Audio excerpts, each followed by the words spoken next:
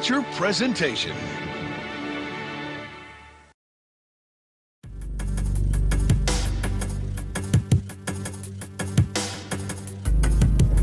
We sent them to your planet.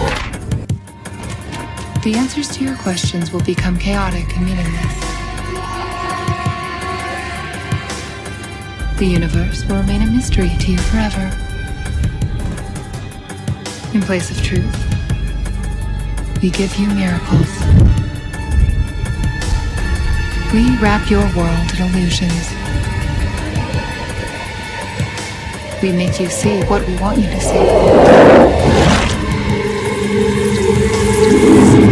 We are everywhere, anywhere, always watching, learning all your secrets, uncovering your lies.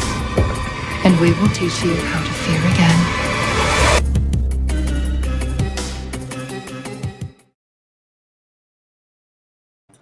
Welcome to UFO Mysteries Episode 3. I am your host, Tobat, the crazy moron lizard.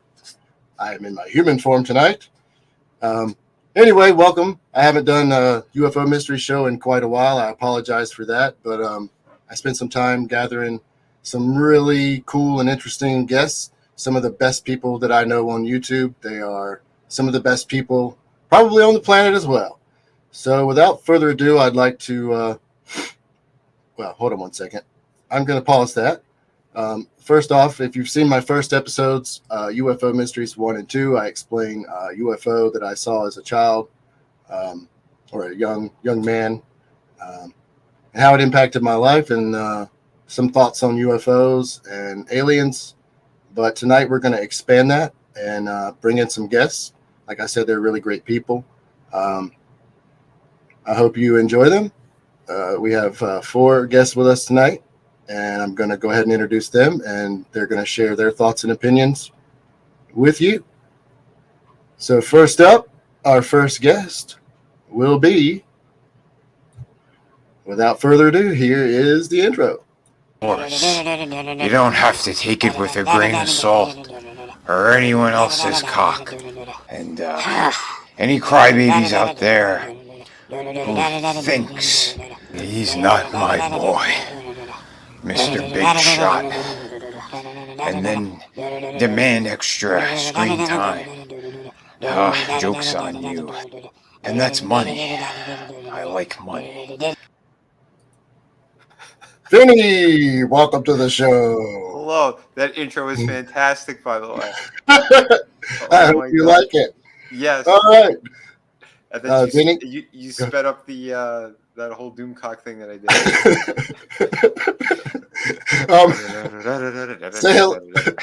Say hello to the audience and introduce your channel, and we'll introduce our next guest. Yes. Hello, everyone.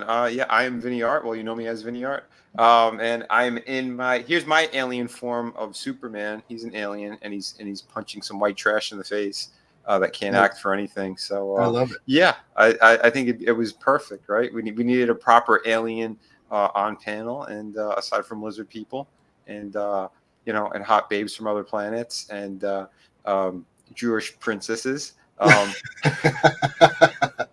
We have Superman as well. Hello, everyone. Yes, you can find me at Vinny Art as well. Welcome, and thank you for being here. I really, really appreciate you taking the time tonight to be on the show. Oh, a pleasure, buddy. I love hanging out.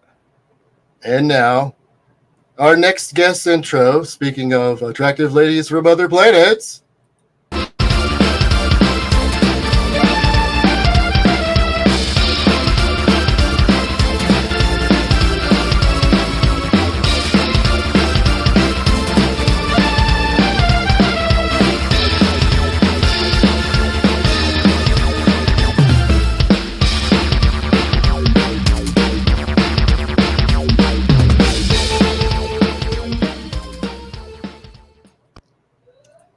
Welcome, Janet from another planet. Hello, everyone. Thank you for having me this evening. Thank you for being here. I really appreciate it. You're welcome. Janet has an awesome show on YouTube. She's on TikTok and Rumble. I believe you're on Rumble, aren't you? Mm-hmm. And Twitter. Instagram. Please subscribe to her. And Instagram. And I have my own Discord server. She is everywhere, folks. If you don't subscribe to Janet, you should. Janet's cool. And you're looking awesome tonight, too. Thank you. You're welcome. Yes, Janet, would you like to tell us about yourself? Came prepared to Uh-oh. take care of anyone who bothers me or gets on my nerves. Nice. Target practice. Yes, if anybody wants to know, I'm from the planet Venus. And once every a year and 6 months, our planet comes close enough to Earth where I can transport or any woman from Venus onto Earth to find a suitable male to procreate with. Nice. Well, gentlemen, you heard it here. I need to put it in my book. The city of you. All right. Well, we have 2 more guests to get to. Janet, did you want to say anything else before we go to the next guest? No, I'm interested in finding out what you guys think you know about UFOs. Well, yeah, Vanny. What do you think you know? I don't know too much about them, but yeah, alien babes from other planets who want to procreate. I guess I'll be like what's his face, William Shatner. I'm fine with that. No, my brother actually has a story about something he's seen in the skies. Cool. So yeah, I'll bring that up a little bit later. Absolutely, please do. Cool. All right, and I apologize, folks. This is my first time hosting a live show with multiple guests, and I'm lucky to have such stellar guests because I am a dumbass and will probably screw this up entirely. And without further ado, our next guest. You an artist. Hats off for going there. You went full retard, man. Never go full retard. Everybody knows you never go full retard. You know any retarded war heroes? Hey YouTube, good morning. Etepokui's the place to be reviews. It is me. It is P-double-D, Etepokui, and right here with all of yous. And I've got an unboxing to do today.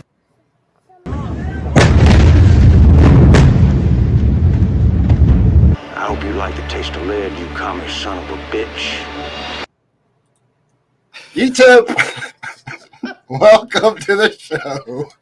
I am the only person who's ever survived a Palestinian alarm clock unboxing. That's right. Etep the Immortal, welcome to the show, sir. Thank you. I come to you from the Death Star, and I heard there's alien women that need impregnating. It just so happens that somehow Palpatine's seed returned. Somehow. They're strong swimmers, you see. No, it's good to be here, man. It's good to be here. Thank you for having me. I'm looking forward to discussing the UFO topic. I'm not as well versed on the UFOs as I am paranormal type stuff, but there is a bit of correlation there. There is. They really cross parallels a lot. So thanks for having me, man. I'm looking forward to the discussion. And yeah, Janet is of course looking otherworldly this evening. Mm-hmm. I guess we could best describe it as that. And yeah, I'm glad to be here amongst this panel of wonderful individuals this evening. And hail the chat. Thank you. Welcome, and thank you for being here. I really appreciate it. Absolutely, man. And last but not least on our panel this evening, on night vision. We are the Guinea Pig Collective. What? All will be assimilated. Oh God. Resistance is futile. Oh my God!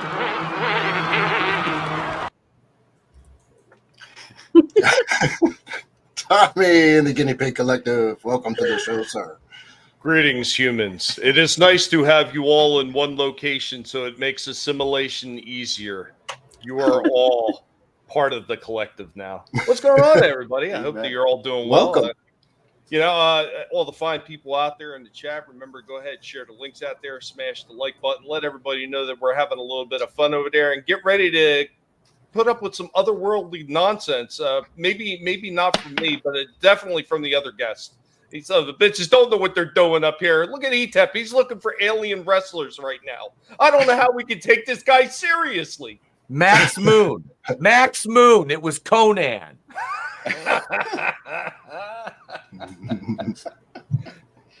I think Conan's the one that taught Bret Hart how to do the sharpshooter. Well, look, Conan was an alien and an illegal. I'm just kidding. You're right. I'm kidding. Well, I mean, he did. Never mind. E-tap, left bumper. It's all good. It's all good on the non-monetized Tobat channel. No worries here. Yeah, we're not. You don't believe me? For me. See my other videos. All right. So on the topic of UFOs.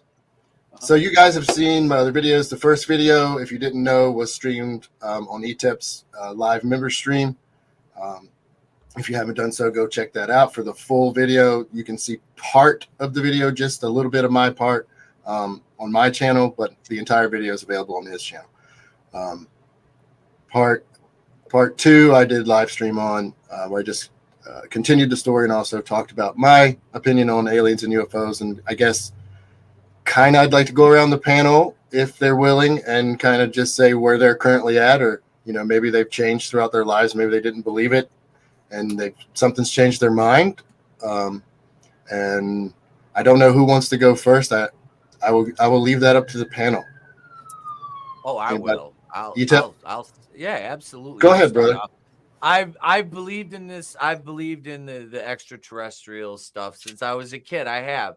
And not that I've ever had any experience, but when I was younger, I wanted to believe because it was something bigger than, you know, yourself. It's like, and when you get older, you start to realize how vast the universe is and how small we are in comparison. Right. And Earth is but a marble amongst, you know, an unknown universe, you know, outside of our solar system. So, and then when you start hearing about encounters and, you know, governments denying things, there's so much evidence to the contrary of them telling us that there's nothing. And then they acknowledge, well, you know, Area 51 exists. And, well, you know, this is, you know, and you just like, okay, so you've been bullshitting us all these years when, you know, you've been discrediting people, destroying their lives to prove them wrong.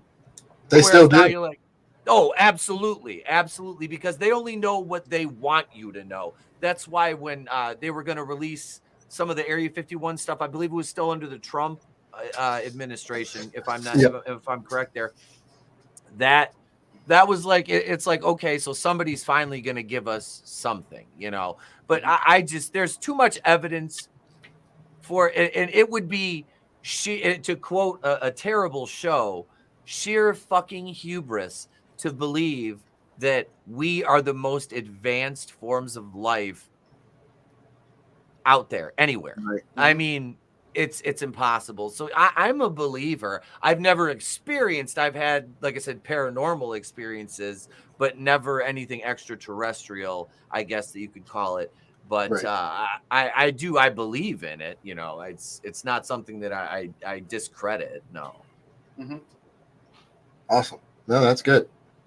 I'd say, I guess I'm sort of at the same thing where as a kid, I believed.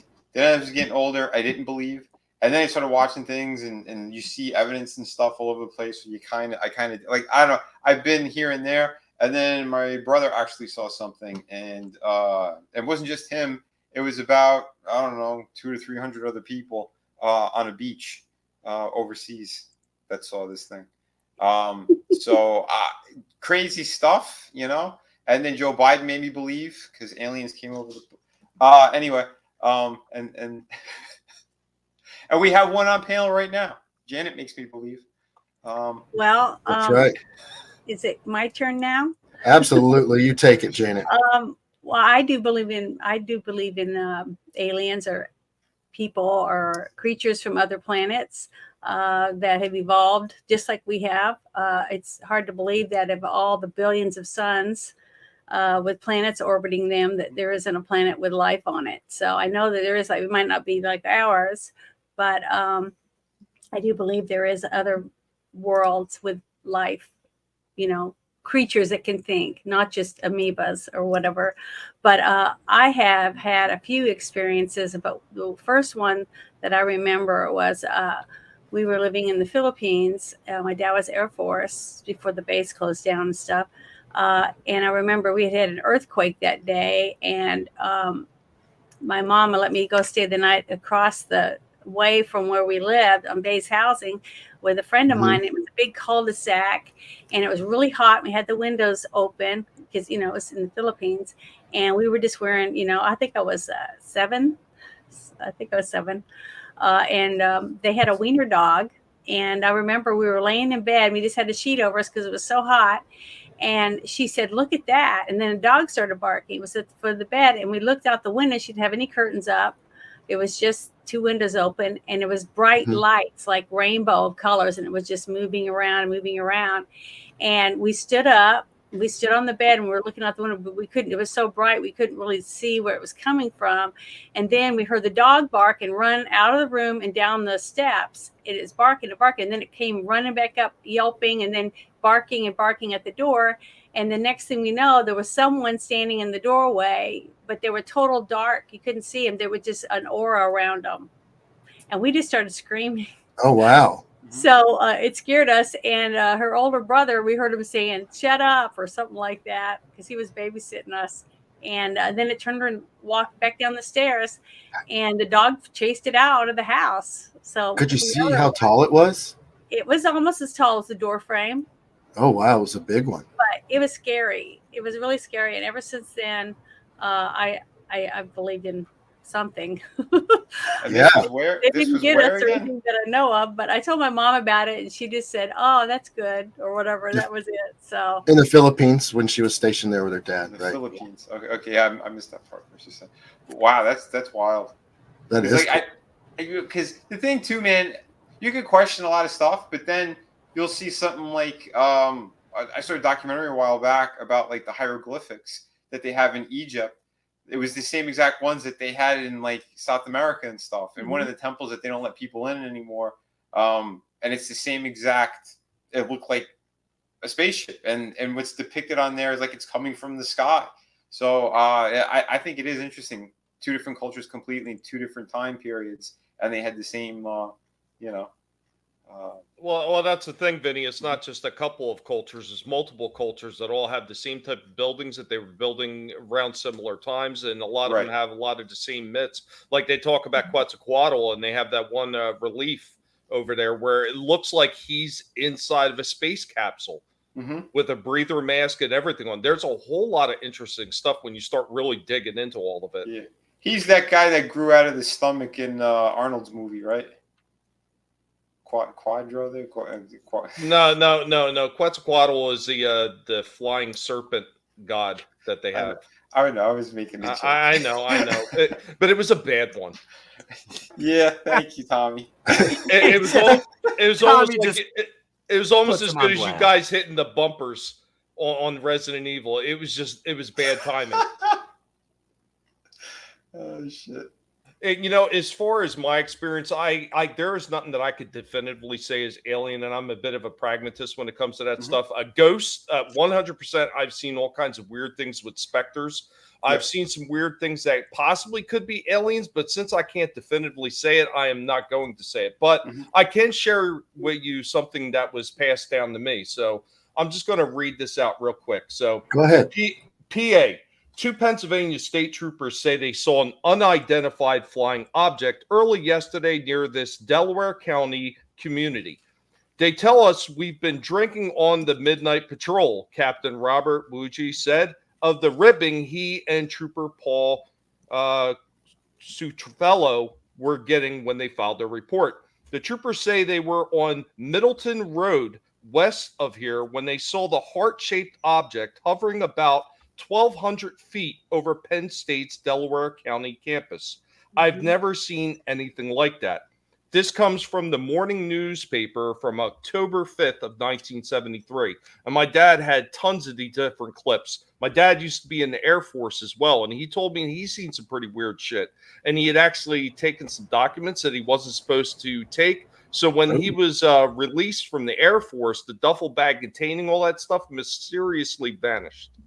So it's some weird stuff. And I worked at a place they did Sea-Doos, they did Kawasaki's, both dirt bikes, ATVs, and jet skis. And one of the guys there, he was a refueler for the Air Force. And I talked to him ever so briefly about it. And he refused to get into depth and really talk about it because a lot of those guys that are still in the service don't want to talk about this kind of stuff. They know something. But he did say, look, I'm not going to tell you definitively, but there's real stuff out there. And if I was to go into depth, they would wind up picking me up. But he said there is stuff out there that the government's not talking about. And that was all he would say on it.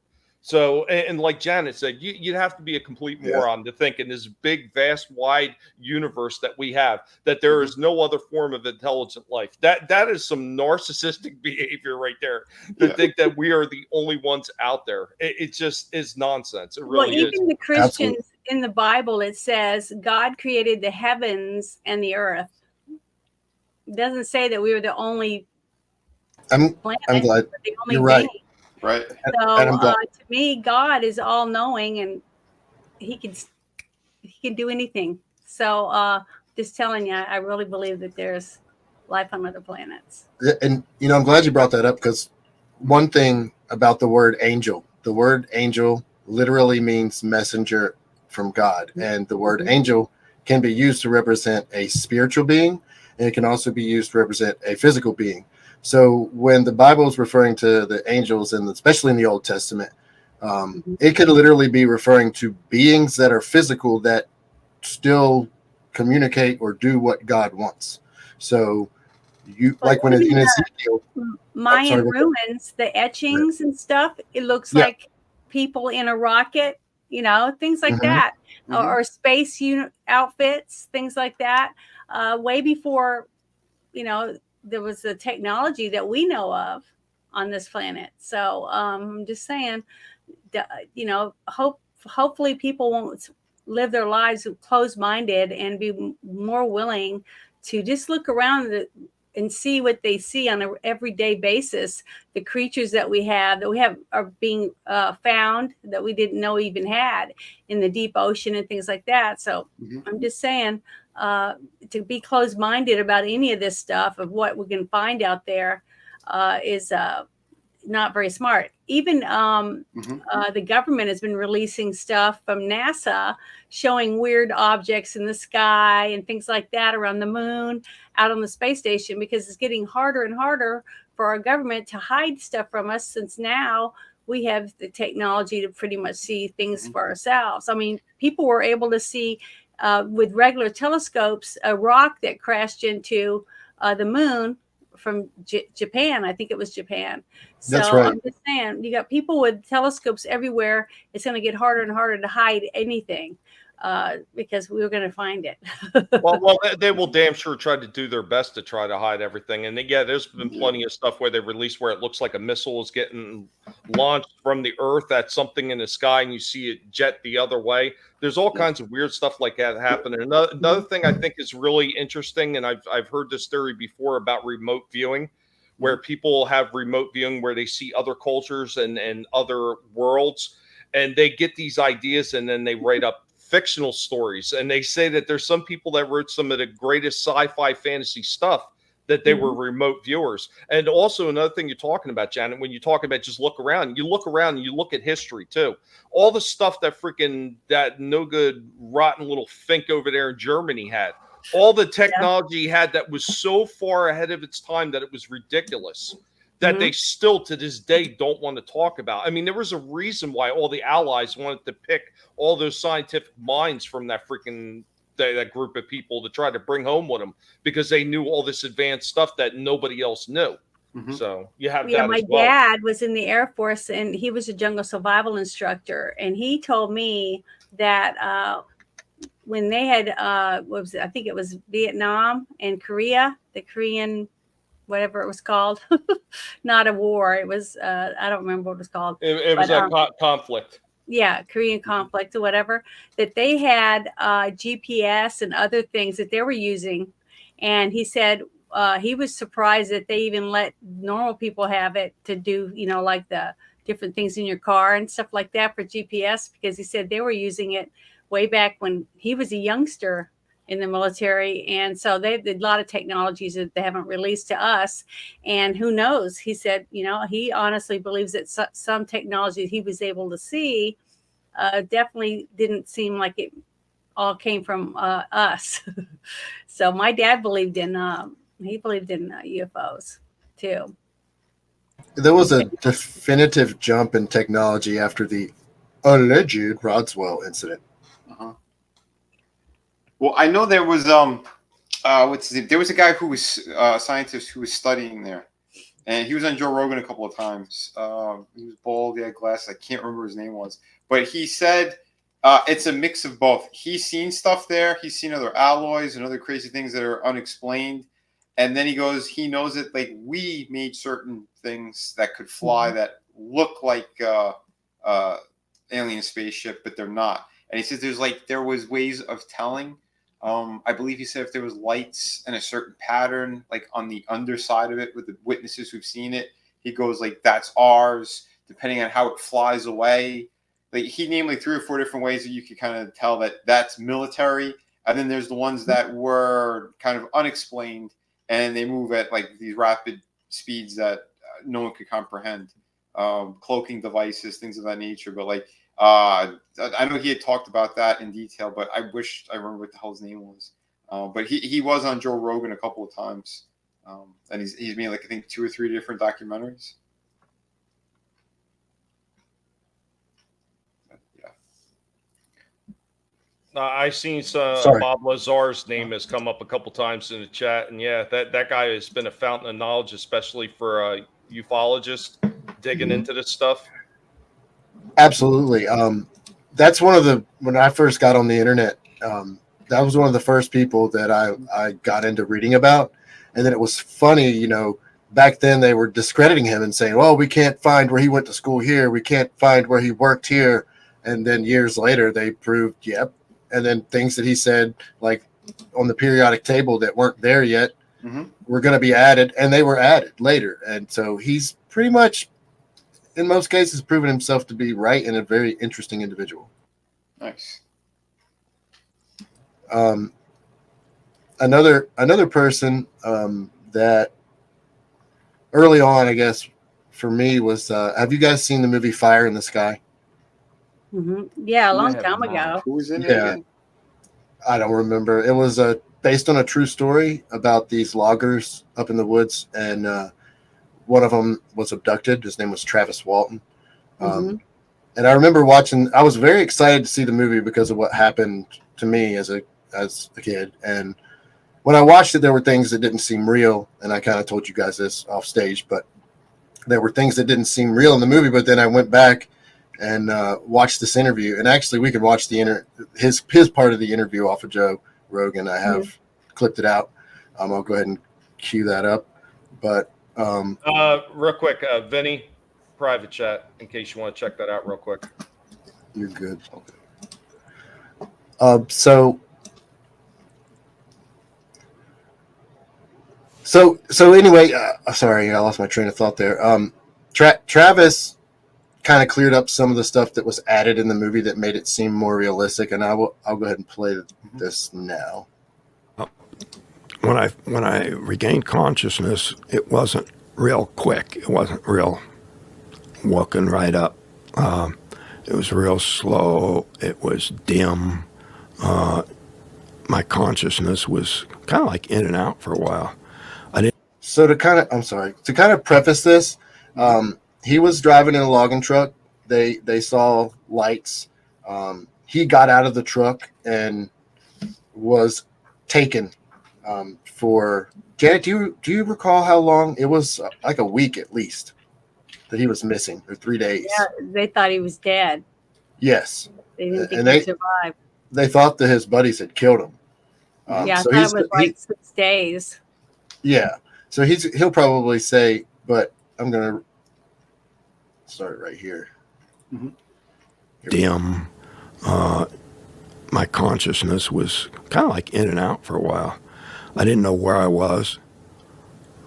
The pain and the feeling that I was mortally wounded. Something was so wrong inside. I felt like I was dying. And this is what really fueled the panic when I finally laid eyes on these creatures. Of course, all of the mental programming that we get from Hollywood that aliens are invading monsters, didn't help. But I instantly associated this feeling of dying with pain with them. So I was combative immediately. I was lying on my back on a raised table.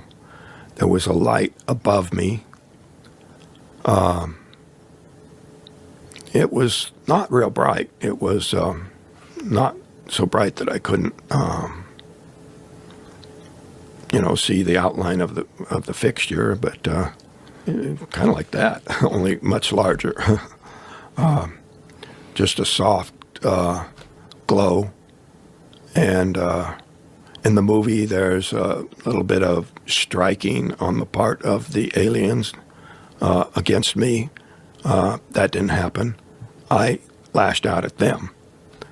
The one closest to me, I felt really weak. I didn't have enough strength to do much. So when my arm contacted him, he just fell back very unexpectedly easy into the other one. And I rolled off the table in the other direction. And they came around the table, and the three of them were coming towards me. And I just grabbed something from behind me, an object. Go ahead, Janet. No, it's just waving at someone in the chat. Oh, I'm sorry. Well, that's fine. I mean, I don't want to keep. We'll start it back up. But so he's woke up on the ship, on the table. Mm-hmm. He's scared. He's in pain. He actually strikes one of the aliens, and it fell back really lightly, to his surprise. And the thing that I key in on there is I felt the same way. Like if I would have hit the one that I saw before he reacted faster than I did. But if I would have hit him, I felt like he would have went flying. Could we get a short little sum up of your experience as well? Because I never heard it in detail. Oh, so go ahead, Janet. You say that, I just wanted to add something real quick about what he said. When I watched this for the first time, his interview, it wasn't with Joe Rogan, it was another interview, and he talked about the way the alien fell back. To me, it made me think that he was on a spaceship and they had different, like in the space station, you know how they float?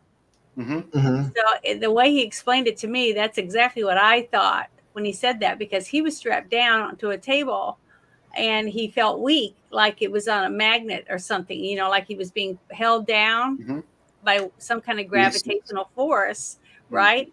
And the people walking around him, or the creatures or whatever, they didn't have the same, they're made up, their bodies are made up differently. So when he hit it, it kind of flew back, but in a gentle, like, weird way. And I think it was because it was affected by whatever the gravitational thing was inside their ship. So that's all I'm going to say, but go ahead. No, that's interesting. Sorry. I probably should do that after this clip. I will, because there are a lot of new viewers. I just realized how many we have. I will do a quick recap after this, Vinny. Cool. Yeah. Real quick. Thanks again, everybody is joining us. Keep sharing it out there. Let everybody know we're here. Yep, absolutely. Yeah, we appreciate that. Thank you so much. Make sure to subscribe to all of the people on the panel. I know ETEP was sharing that earlier. I'm posting links to everybody's channels and I've got 5 windows open right now, so I'm trying to get the links. God bless you. And also thanks to Curtis over there on my channel posting the links as well. Always appreciate that, Curtis. Thank you, sir. And Soul Assassin. I'm pretty sure they wouldn't want to abduct me because they're afraid I'll take over. The two of us together would cause some damage, I'm sure. The collective in space. Wait. Collective in space. We're retarded. Sorry. Yeah.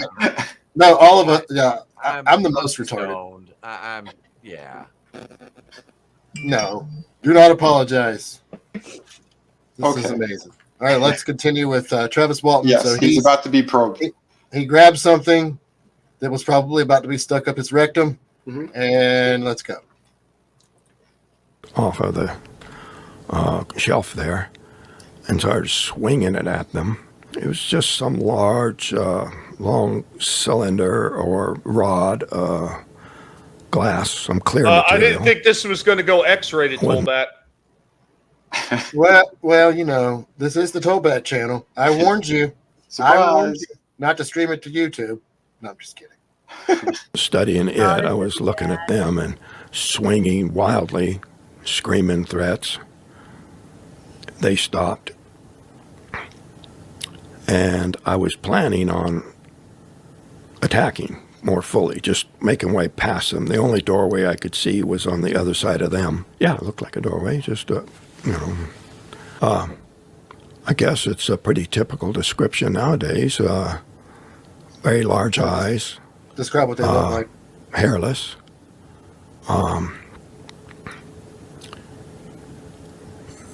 Two eyes, nose, mouth. I didn't see them speak or no change in the expressions. And to me, that in the face of all this screaming and the fear that I was projecting, their lack of reaction probably just added to my panic. But, well. So that's where it differs a little bit. So he didn't see any reaction, and there was a group of them. And I saw one, maybe saw one, to be fair. And I did notice a reaction, but it wasn't a huge reaction. So I wonder, because it, excuse me, because it was alone, it did emote some. Or maybe he just didn't notice because they weren't scared in a group together. Okay. Thoughts? I don't know. Well, because like I said, I don't know your full story of. Yeah. I don't know that yet, so I can't. Really, I can't compare anything yet. All righty. Well, let's continue then. They were without expression, I'll say that. But, I've had 45 years to think about that. In more recent years, I think, well, maybe if they're telepathic and it's developed enough to where they don't need to talk, they also don't need facial expression. Right. And so their ability to communicate with each other would be much richer and more complete than we have. And speech and frowns or smiles or whatever would become obsolete pretty quick. Yeah. They were pretty smooth, very light. When I hit the one, it fell back into the other one pretty easily, like he weighed hardly anything. Like a little kid? Yeah. That was the most terrifying experience of my life. But when I tell this story and try to relate to people, I'm trying to communicate what I experienced and how utterly, utterly traumatic that was and how it was so devastating. I was, on the verge of catatonic for weeks after it happened. But I don't want to relate this story in order to inspire fear, because I've had enough time to think about it that I think that it was unwarranted, that my reaction was just due to my ignorance of the situation. The fact that I was returned at all is pretty significant, Yeah. The idea that these beings are just kidnapping people willy-nilly and doing terrible things to them, I don't subscribe to that theory. Now, I try to... I do. I subscribe to that theory. Well, from what I see from it, from listening to a lot of the interviews that I've listened to, I think it depends on who abducts who. Just like here, you might get a guy that kidnaps you or takes your wallet and makes you give him money, and then you start talking about your family and things like that, and they start feeling guilty, so they end up just letting you go. Things like that. I've heard lots of those things have happened. So the people that had him, or the creatures that had him, I think in their collective mind, they were thinking, this person is different than the others or something. I don't know. I just know that they're just like us. There's people that are evil and there's people that are not evil. And then some people are willing to go deeper into the other person's thoughts, and listen to what they have to say and make deeper judgment on them. And just like you said, if he was being probed and they were reading his mind or whatever else, they just felt like he deserved to go home, I think, and that's why he was able to go home. But that because there are people that allegedly don't come back from those abductions. I believe that too, but that's because whoever took them for the numbers or whatever profits they're going to get, just like we do here. Because all societies, I don't care how, even hierarchies in every society, even animals, you watch chickens running around and you have that top of the till, hens that peck all the other chickens before the food. They don't want them around it, or you have the best places to nest, the best places to sit. It's the same thing, I think, with any system of creatures that have any type of thought of survival, and they want to be the best of the best. And some of them, and since it was a certain group, I think that they all probably agreed and said, fine, let's just take them back and drop them off. We got what we needed or whatever. So that's what I think. Sorry, you can talk now. No, you're fine. It's possible. I mean, I don't know. Maybe they weren't the MS-13 of aliens. Yeah. Well, I just really believe there's got to be good ones, because if there wasn't, we could have already been destroyed, our whole planet. I'm just saying, with hundreds of years of people being abducted, people seeing things, even back in Egyptian times, if they were all evil, why would we even be here? Why wouldn't we all be enslaved, or whole cities being sucked up and taken to be a slave somewhere else? I'm just saying, I just believe that somewhere in there, maybe it's because I'm such a big Star Trek fan, that when they reach out to the humans, when they see that we can reach warp speed, they decide, okay, they're intelligent enough to accept what we have to offer them. So I was raising my hand to the chat. Sorry, go ahead, Janet. It's all right. That was it. That was just going to say that I just have a strong feeling about that. So I wanted to ask Janet this real quick, since she brought it up about all the different alien species. And I mean, anybody who's looked into this stuff for long enough will see that there's a lot of different reports from all different cultures, from all different time frames, where they may describe different type of aliens, like the Native Americans in the Meso region. They talk about ant people from the sky. So one of the theories I always subscribe to is, everybody say Bigfoot doesn't exist. I think Bigfoot may exist, and I kind of lean towards the idea that maybe Bigfoot is actually an alien, because I've heard talks that they say they see lights in the sky right before some people get a Bigfoot sighting. And it makes me wonder, was George a remote viewer, and that's where he came up with the idea of the Wookiees from? It's just, I don't know. It's a weird thought that I had. Yeah, that's possible. It's interesting. And you're right. There have been reports of strange lights around some Bigfoot sightings. That is interesting. We still have that now. One of the things that I put in, I think I put it in your thing, was hovering lights that they're see on a regular basis in one area, right?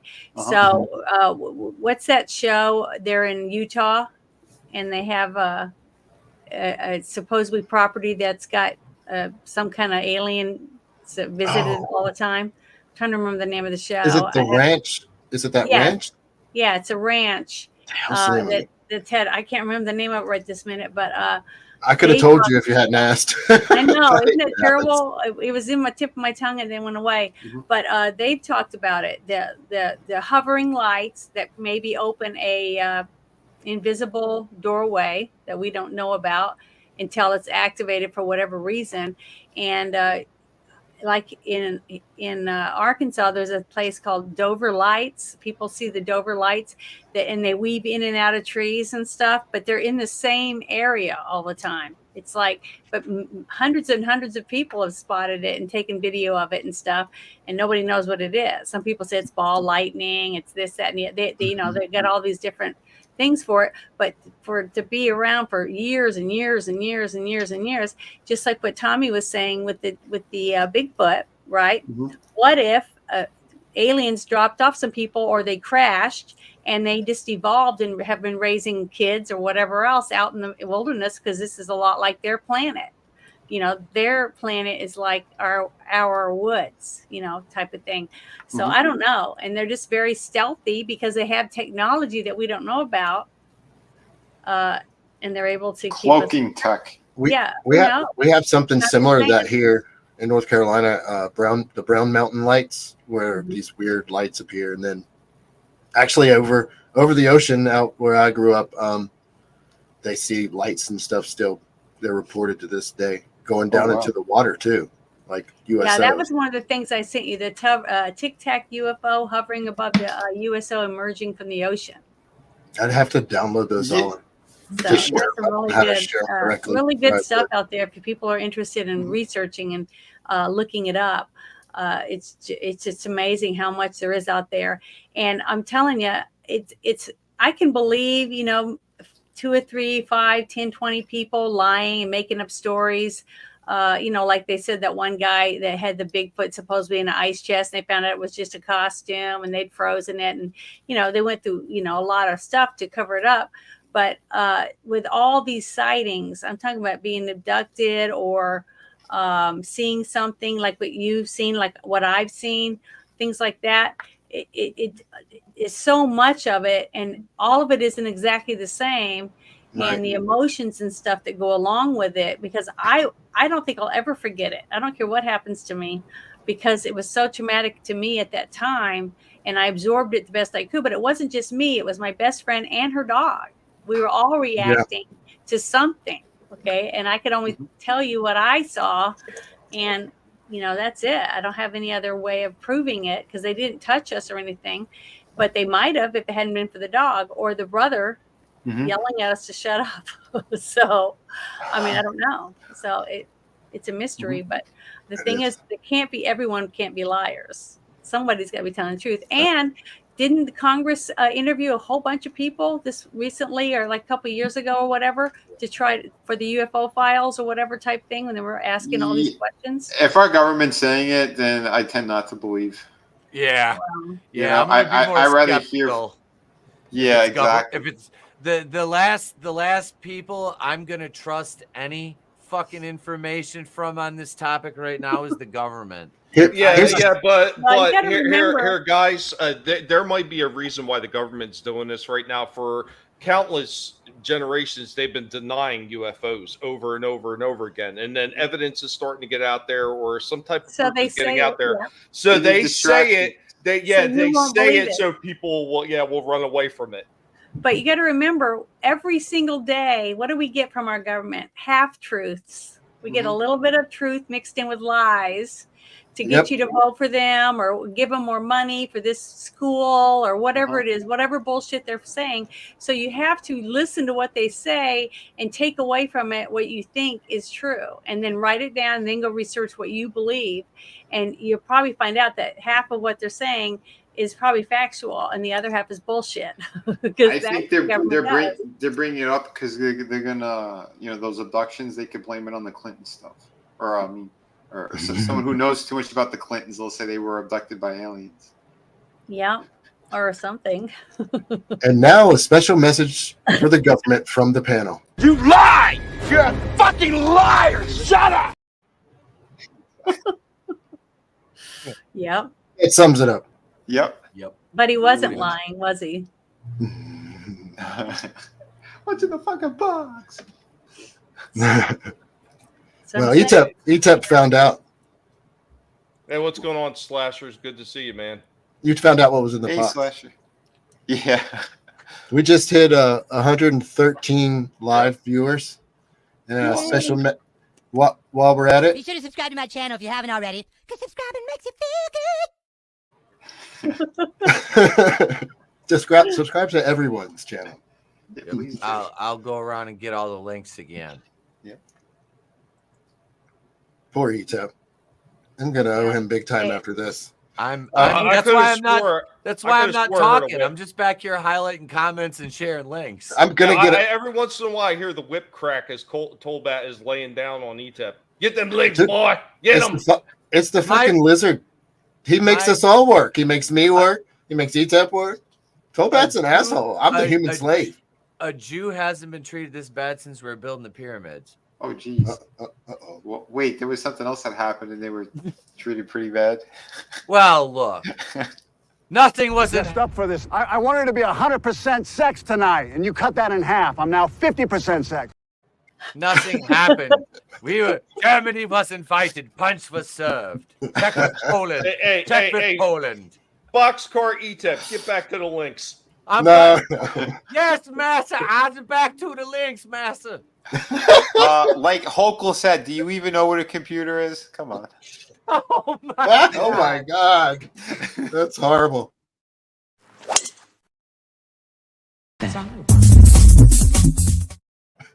Not as horrible as that. I've never seen that before. It was hung like a horse. It's one of my remix shorts, I should say. It's not all mine. I remixed it. Oh my goodness, that was funny. That was big money. It cost us no viewers. Yeah. Okay. Go ahead, Etep. No, I was gonna say, if anything, our casual racism will bring in viewers. Probably. And by that I mean prejudicial treatment to these aliens. And by that, folks, I'm talking about the ones from up there, not the ones from the. Never mind. I'm gonna go back to sharing links. I'm drunk. I'm just gonna mute my mic. Don't. That'd probably be funnier. God damn it, Tolbat. It's just like me. It's illegal when you don't ask, when you just show up. And that's what I did. So it's definitely illegal.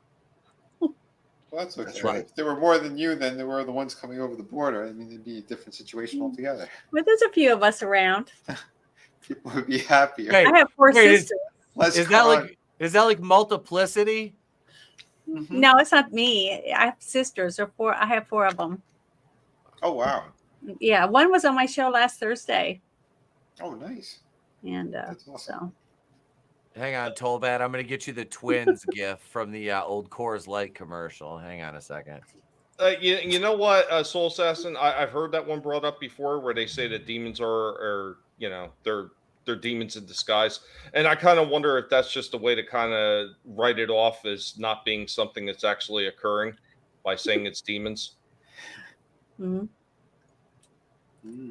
But you got to remember too that anyone, like way back when we first saw the people on Earth saw the very first eclipse, and they actually saw it happening, they would immediately think they're being punished by their gods or whatever who was taking the sun away from them. Then when it came back, they felt like they prayed and it came back, So we all react to things differently depending on where we were raised, how we were raised, and what traumas we've had in our life, things like that. So that all of that affects us in the future to decisions that we will make and how we will raise our own children, right? Yep. So it's life experiences that we have that makes us who we are and why we make the decisions that we make. I mean, if you get lied to enough by every people around you, you sooner or later, you don't believe anybody anymore. Mm-hmm. Everybody's full of shit. So, well, I mean, there's another thing to that, Jen. Mm-hmm. They talk about if you tell a myth or a fable enough times, people will believe it's the truth. Mm-hmm. I mean, we've seen that through history, and one of the ones I always like to bring up is Paul Revere. They told that lie so many times, everybody thinks it's a fact. Yeah. Mm-hmm.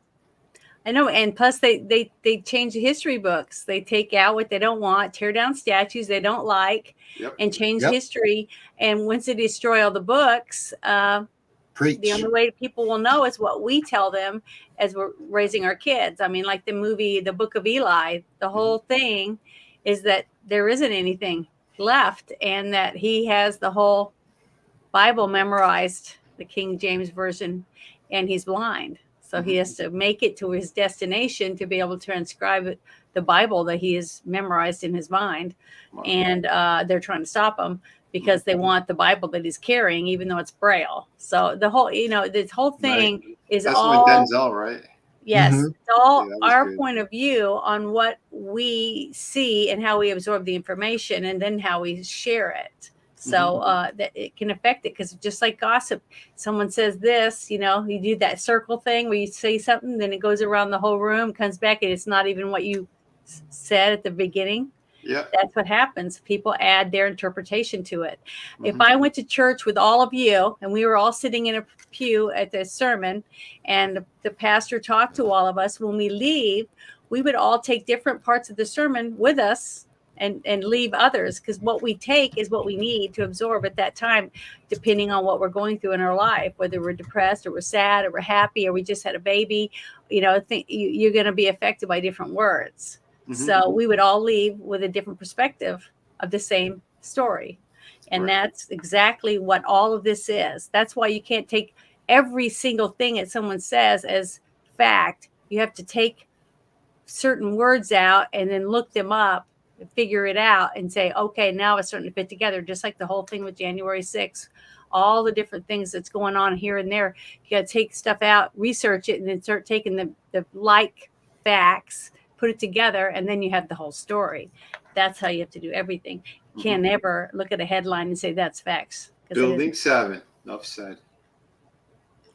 Mysteriously fell down, even though it was said to have fallen down by the BBC and it was still standing, allegedly. Yep. All right. I'm still standing. Don't worry about the Bush papers and stuff in there. Don't worry about any of that. It's okay. Or the massive amounts of gold that was removed from underneath. Allegedly. In my Oh, I owe an explanation. I was asked a question about 30 minutes ago and never answered it. Vinny, so quick recap on my story, since we have a bunch of viewers that I know have probably never seen the first episode. I'm going to try to make this really quick. So my mom worked pretty far away when I was about 9 years old. My sister was about 4 or 5. She was late picking us up one night from our babysitter. We lived way out in the country. On the way home, I was sitting in the back seat. My sister was sitting in the front. I was leaning in between the. Oops, sorry, I didn't mean to hit the mic. I was leaning in between the two front seats and playing with the radio, because nobody gave a shit about seatbelts in the 80s. And I looked up and I noticed 3 amber lights over the car, and they were trailing the car at about 40 to 50 miles an hour. They were above the pine trees. So if you are familiar with pine trees, they were taller than it was higher up than the pine trees, and it was 3 amber lights. It followed us all the way to the end of our road. And on the way there, we flashed our high beams at it, and it shined a bright light on the car from the center of the craft. I believe it was the center of the craft. When we stopped at the end of the road, it hovered over top of the car. It made no sound, nothing. I remember starting to go down the dirt road to our house, but from there to the driveway is a complete fuzz. I remember pulling into the driveway. My mom and sister got out real quick to go get a camera and left me standing on the porch. It was across the street in the cornfield above the telephone pole lines. It went straight up and then shot off with a red streak behind it. That was the first part of the story. And in the second episode, I got into later on in high school, where I believe I was abducted when my parents were out of town, and I originally thought it was a dream until the next weekend. I had my best friend at the time, who was a non-believer and had no idea what had happened to me the week before, and he saw something and became terrified of Grace. So that's the short version of that story. I got really worried in the beginning of your telling of that tollback, because you said amber lights, and I was like, Jesus, what kind of new beer are you drinking that it's an amber heard light? I got really worried for you for a minute. Yeah, I would be worried for me too. Vince McMahon was the brewer of that. That was that missile in the sky we talked about before. Poopy feet brew. But we're starting to see more and more videos too coming from ships out in the ocean that see something come right out of the water and fly off. Right. Lots and lots of videos. And that's why I really believe that the government is leaking out some of the information, not stuff that they have. They're not going to ever share any technology that they've gotten. I don't think that, but they will leak out certain things that we saw this video. This was, captured by this satellite, things like that, things that there's no way to actually say, put your hand on it. You know what I mean? Yeah. And so many times mysterious background that, it could be fake. Okay. They make it that way. They make it so nobody can talk about it, and when they do, they try to make them out like they're crazy, and it's still that way today. They make it mysterious so that it's still you're one of those people, you know what I mean, with that attitude, but actually giving out information without giving you anything tangible that you can hold in your hand. That's what they want to do. Well, like I said, the guy who worked at Area 51, he said that they also did stage events as well, abductions and stuff, where they like a Hollywood movie, they drug up the person and they do it on purpose and make it look like it was something factual, and then they knock them out, and when they wake up and they believe it, and they try to retell these encounters. I was told that they'll take the people that were investigating or that something happened to them, they'll bring them in there, and this is with the I guess it was like military or whatever, Project Blue Book or whatever. They'd take them and put them in a room, give them coffee or whatever, and then they would gas the room with what is that, laughing gas? Okay. Then they clear the room, and then they go in and they do the camera and the interview and stuff, and that person's all wacky acting. So, little things like that just to get it harder, so that when you watch it later and then say, see, this is why we can't share it with anyone, because you just don't look quite normal, that kind of thing. And even make the people feel like, well, did I see what I saw or not? So it's sad, but I do believe that a government has not just ours, I believe governments from all over the world have put things under the rug and like nuts. And in doing so, growing up, because I never believed in UFOs, or I never even thought about a UFO before I saw what I saw. I was totally into the Chinooks flying over from Norfolk, the blimp from Elizabeth City that would fly over. The Goodyear blimp used to be stationed back in the 80s in Elizabeth City, and it would fly over the house sometimes. And, we'd see crop dusters dusting the field. So I jets breaking the sound barrier. So I wasn't unfamiliar with military aircraft in my area. It was just strange to see something that I can't explain to this day. But growing up, knowing, like, you talk to people like, what do you think about UFOs? And, well, I believe, and they'd ask you why, and then you'd get the ridicule, like, what, you're crazy, because that's what the government basically portrayed. And it's like, no, I just saw what I saw, and I know something that you don't, and it's unfortunate that I can't prove it to you. I can't take you back in a time machine. Of course, if I went back in a time machine to show somebody, then I'd probably be the alien in the UFO showing myself. Or if you went through a wormhole and just appeared somewhere, because in the future they have the technology to open a wormhole and put you someplace. It would look like the other people who saw you just appear out of thin air, like being transported from a Starfleet ship or something. Well, just always be careful when going through strange wormholes, and be sure to use protection. Always use protection. That's right. Thank you, Tommy, for reminding us. Don't want any accidents, do we? The battle. Yeah, I believe aliens would wear clothes because just like the reason we wear them, it's basically to not be cold or not be too hot or just for moisture or whatever, just like in the movie Dune, you wore a suit and your sweat became what you drink. To cover up their junk. But aren't they? No, they don't have junk. They're all gray eunuchs. Well, the grays are. That's that one alien. You don't know how many other aliens that there are. there's I swear to allegedly. God, if there's Go not ahead. squid people from Star Wars, I'm gonna be pissed. Wait, remember the movie Galaxy Quest? Yes. Okay, Yes. remember what they look like? And they wore those things on their belt to make them look a certain way, make you think that's what they look like when they really were like octopuses. Okay, so I'm just saying, we don't know how far advanced any of these are when they come here, because they have to travel at light speed basically to get here, maybe, or just under light speed or warp speed, or they have to do it naked. Well, maybe. And they may or may not be allowed to mess with us. We might Maybe be protected. put a flat disc and then store it on a shelf until they get there, and then the disc is pulled out by a computer and it puts them back. Well, what if Janet? atoms. What if it's not even like wormholes and stuff like that? Have you ever heard the theory about warping space? So they actually bend time and space into a smaller, compact area, and just kind of like stepping across a line. Or maybe they're from another dimension. So that's true I'm just too. saying. I believe in a lot of that stuff because there's so much we don't know. I mean, look at what Stephen Hawking went through when he tried to prove there were black holes.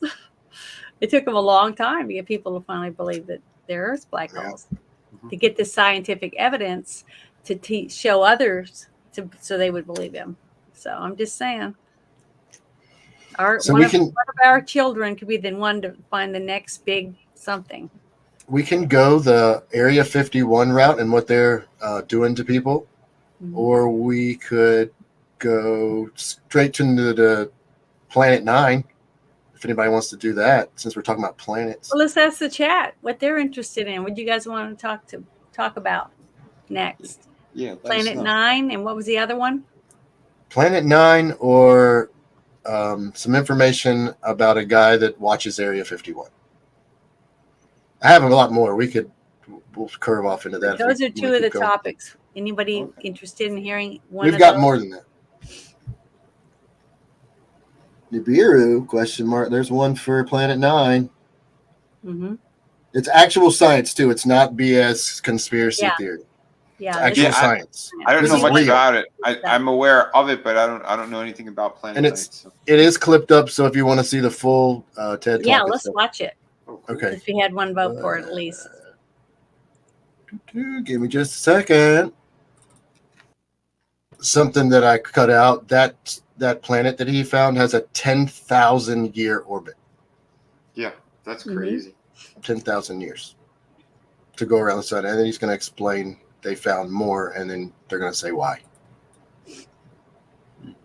Thoughts on that?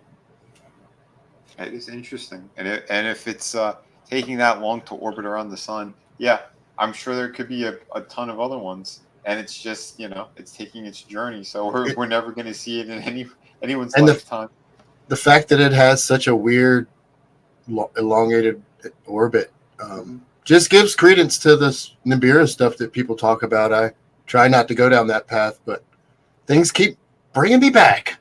Well, the thing is we got to realize that we only have one lifetime to see things, and some things aren't going to happen in our lifetime. We were very lucky to get to see this solar eclipse. I was in the, right under it. I mean, it was right over my property. It was pitch darkness. It was beautiful, but that's not going to happen again for a very long time. Right over where I live now. A lot of people have to travel long distances to be able to see it that way. So the same thing with any of this stuff. When someone in our future, like in 200 years, will be able to see that planet easier because it's closer, that type of thing, and we won't be around to see it. So by having somebody write it down and have people ready to find it or see it or be able to observe it, then that's the only way we can improve things. But to have scientists already that say you can see this, that, and the other, simply because they've been studying it and seeing the changes. Like, I don't remember what telescope it was. They took it and they had marked places on the planet, in the stars, marked different things. And then they took pictures of it over a certain amount of time, way out. I'm talking about way out away from the Earth, and like another galaxy or whatever, universe or whatever out there. And then they took other pictures, and that's how they proved that there was a star that was exploding or whatever, and had other planets around it or whatever to start a black hole or whatever it was, as I watched it on a documentary. But that was the only way that we were able to actually pinpoint where it was. That's a lot of work for lots of hundreds of people to work on this one thing to prove whether it's factual or not from one person's, hypothesis of something. So I just think it's intriguing, and you could spend a whole lifetime researching one thing. And you might never find out the truth. And it might be your grandchild is the one that proves my grandfather was right about this, So it's sad that we have such short lifespans to be able to reap the rewards of our thoughts and what we find in the world, in the universe, in the galaxies. It's pretty crazy. It's awesome.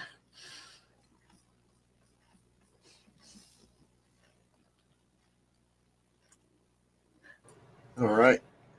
It is. So I thought that was something interesting to share. Let's. It is. Just wish more people were interested in seeing those type of things and listening to that. That's why I thought a lot of my friends didn't like the Big Bang Theory, because they thought that some of the things they did were stupid and nobody in the right mind would do those things or whatever. But I loved it simply for the fact it opened up young people to saying being a nerd is great. Playing Dungeons and Dragons is awesome. All that stuff. Dressing Reading up awesome in comic and going to books, like cons, and it's Vanilla great. Art World is fantastic. That's right.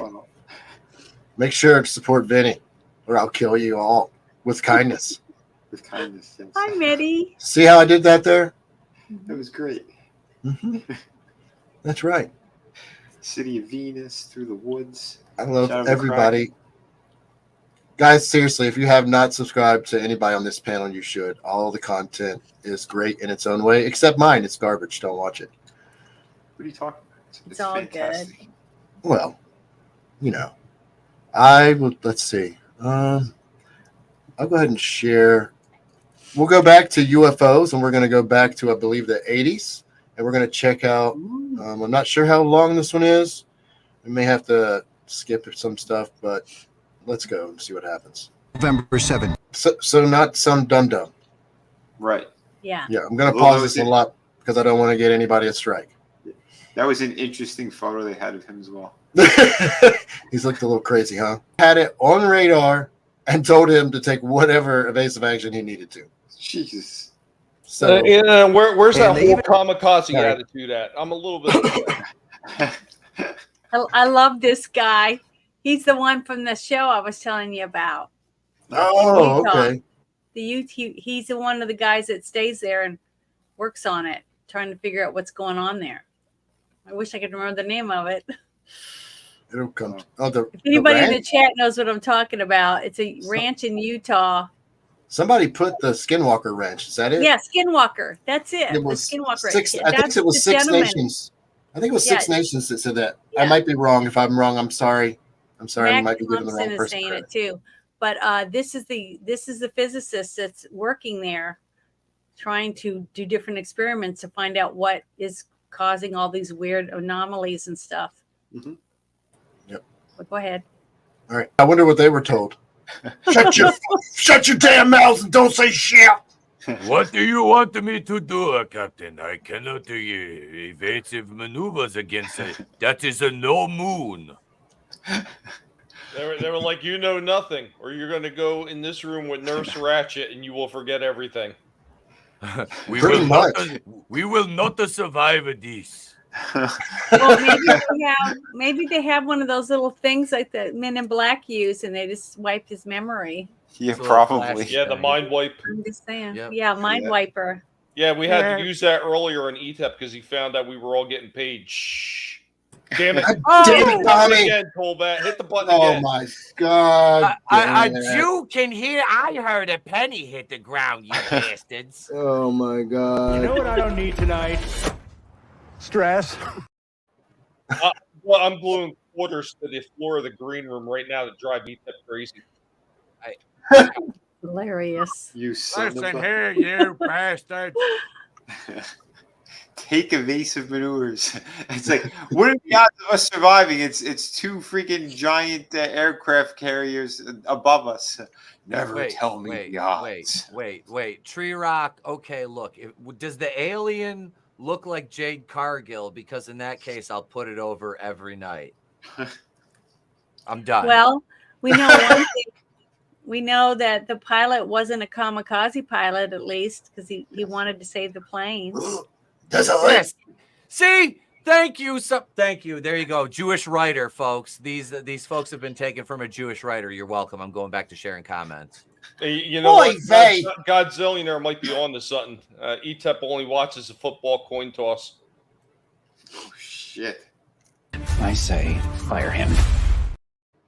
What the fuck? You can't get fired. I can't get fired if I'm not getting paid. That's it.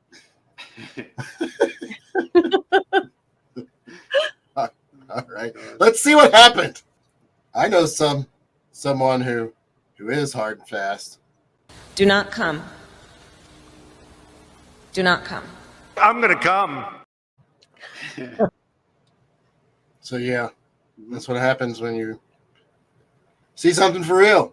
Yeah. They just bury it. So maybe it wasn't an alien. Maybe it was what do you call it? The Shield. What's their aircraft carrier called? Oh yeah, you're right. The helicarriers. The helicarrier. Yeah. Is that what it's called? But yeah, maybe our government had something like that. Mystery solved. Yeah, and they had like what do you call it? Not a cloaking device, but something like it emits and it looks like just like a dark cloud, so we can't see. You just need it on the bottom part. You don't need it on the top. Well, according to some people, if you believe them or not, they actually say that they have a base on the moon as well. Yeah. Our government or aliens? If I remember correctly, it's multiple governments that are in conjunction with it. Mm-hmm. But they faked the moon landing, so. You guys are killing me in the private chat. They're the best, ain't they? They are. We should share them. Please don't. No, I'm not. Okay. We're totally off the train. Is off the subject. Let's see. Janet, any thoughts? About what we've talked about so far? Yes.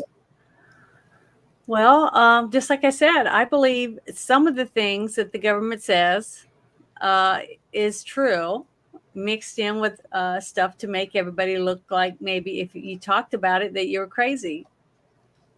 And I truly do believe that. And I think a lot of the stuff that we've seen and heard is real stuff, and they just want you to think that anyone who believes that stuff is either a drug addict, hallucinating, going through menopause, on the period, or whatever. They'll come up with anything, to make that person seem like they're not believable. And I believe in it anyways. I still believe in something because my dad was Air Force and he had no reason to lie to me. I was his kid. Mm-hmm. And he's told me that he's seen a lot of things that he's not allowed to talk about, but that we do have technology from not on this planet, and that we use it in military, and that they use it. He goes as simple as something like it's like a compass, it's like that. He says, "Where do you think we get this stuff?" And he goes, and then when the government has pretty much got all the use out of it they want, then they sell it to the public. Yeah, because that's what I heard too. They said like the microwave technology. They said that all kinds of stuff. Yeah. Mm-hmm. And that's why we're always like 50 or 60 years behind, because the government's been using stuff like the AI the whole technology. Thing. The red light and blue light therapy type things and the green light therapy that they did on the, I think it was on the space station, right? And they were growing plants under these different lights. And then they bring all the information and get data and they bring it down and then they take it to universities and stuff and they study it. Well, they've pretty much proven that they're using it now on veterans, red light therapy, because it helps repair cells from the inside of the body without damaging the outside of the body.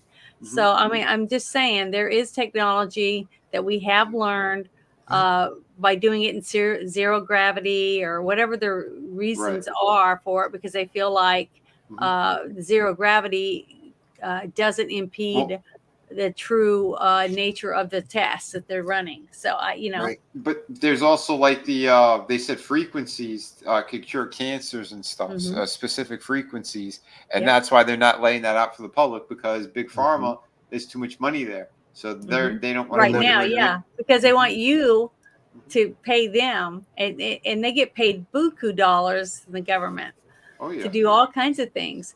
But vibration therapy, that's another one. I remember my mom telling me about how her mom used to stand there with the machine and it would jiggle and it would put it around her waist and do all the stuff. And she honestly believed it would work. And I asked my mom, well, do you think it worked? And she said, no, but my mom thought it did. So that's all that mattered. Yeah, they still have that. They have something like that it shakes at such a tremendous pace. Yeah, I use it now. I use it now. I go and I tan, and when I'm standing there tanning, you just put your arms up or whatever, and it jiggles around, and then it stops, and then it jiggles some more. It does different intensities, but what it does is it makes you tighten your muscles and stuff without realizing it. Just like massage, everyone knows massage works. If you have stiff muscles, whatever, and someone gives you a good deep muscle massage, it does help work out the tenseness. So it's different things like that, but it's all technologies that we've learned through tests. The only way you're going to do anything is to test things, and if you do enough tests, without rushing through it, do the legitimate testing, you can find all kinds of cool things. All the testing they do for the children with progeria, the children that die of old age by the time they're 20, before they're 20, they've already got, hardening of the arteries and, bad hearts and liver failure and all that stuff. I think that's trust the science. Well, the thing is that the Johnson & Johnson, that I was watching this years before COVID, did tests on all these kids and using their kids and giving them medicines and stuff to help their life, and they're living longer now than they would have died of a heart attack when they were 7, from old age, basically. So all the drugs that they've come up with and different techniques of therapies, to use on these children have now become drugs that they use on the elderly, right? To help, like Prevagen, using a jellyfish serum and stuff like that to help improve your thought processes and things like that. So many things that we're finding from the deep ocean that we never knew were even there that could help with things like that. And it's making children that are born with progeria be able to live longer lives, more productive lives from a disease that most people died very, very young from. So I'm just saying technology can help if it's used, it doesn't become corrupt. The thing is, as soon as the government gets involved, that's why I tell people, you really want the government control of our health care? I don't. I don't want them to control anything. Right. So I'm just saying, not even an ant put farm. Your hand in, it turns to shit. So I wouldn't want them involved. But I'm just saying, free, once again, we free know market helps. Yeah, we know what the government thinks of us. I mean, again, just take a look at Kathy Hochul and what she said recently. Ronald Reagan told us. Go ahead, Ben. No. You're right. Go for it. Ronald Reagan, like Ronald Reagan said, the scariest thing you can hear is, "Hi, I'm from the government. I'm here to help." Yep. Yeah, that's 100% true. He warned us beforehand, but he's also he's someone I think that the guilt got to him from the horrible things that he was doing in private. Because if you ever an actual good Kathy is Kathy O'Brien and her story, and she all that stuff's in there, like with Reagan and stuff, what they did and the shit that they've been doing and trying to hide. And it's wild. It's wild shit. But again, that's getting into other topics, not alien. But you can go about whatever you want on this channel, buddy. Yeah, it's nuts. Well, again, the MK Ultra shit. Well, I mean, that's what the government do. They do those how to put it, soft information expunges that they do. So they give you, just like Janet was saying, they give you a little bit of truth in there, but they do that a lot of times too to gauge the reaction that people are going to have. Yeah. Because at some point, like, everything's going to wind up coming out in the open. They're not stupid. They know it's going to happen at some point. Yeah. But they're trying to gauge reaction. Like, okay, well, how much information can we let the average idiot know and see what their response is going to be? Okay, well, maybe if we give them small doses of it, it'll make them a little bit numb to when the real shit happens. Yeah. Yeah. Well, and that's why they do it. They do it through entertainment to soften us up. Or they bombard you with so much bullshit that when anything truth comes out, everybody says, it's just bullshit. See, you bypass it because you're overwhelmed with so many things that are full of shit that you don't believe the real stuff when it does happen. So I got something I want to share. I don't know how to do it though. You have to go to present. Okay. And then upload it, put it in there, and then I can just click it. Okay, it's called the Ash Experiment. Have you ever heard of it? I don't think so. Okay. I thought it was you in the tanning room with the jiggling. No, she uses lotion, Vinny. She's not ashy. Yeah, cocoa butter. Let me know when you're ready, Joe. No, I use whipped coconut oil from the baking aisle, so it has no additives or anything. You're gonna have to go into detail later about that. Okay, I will. That's a But Patreon exclusive. Have you ever heard of the Ash Experiment? No. Okay, this is real. This is a real test that our government did on people. And watch this reaction. Okay, you guys ready? Let me know when you're ready. I can add it when you're ready. Okay, go ahead. I'm ready. There, it's on. You're live.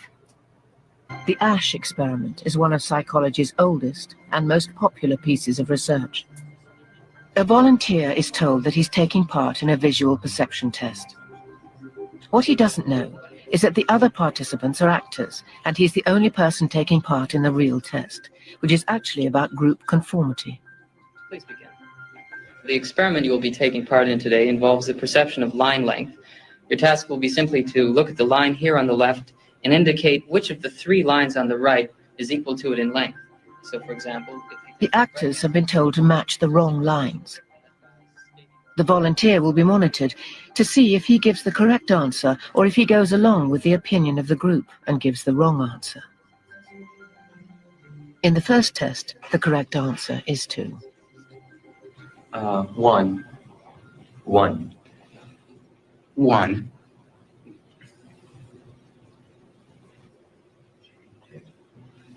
2. 1. Once again, the correct answer is 2. 3. 3.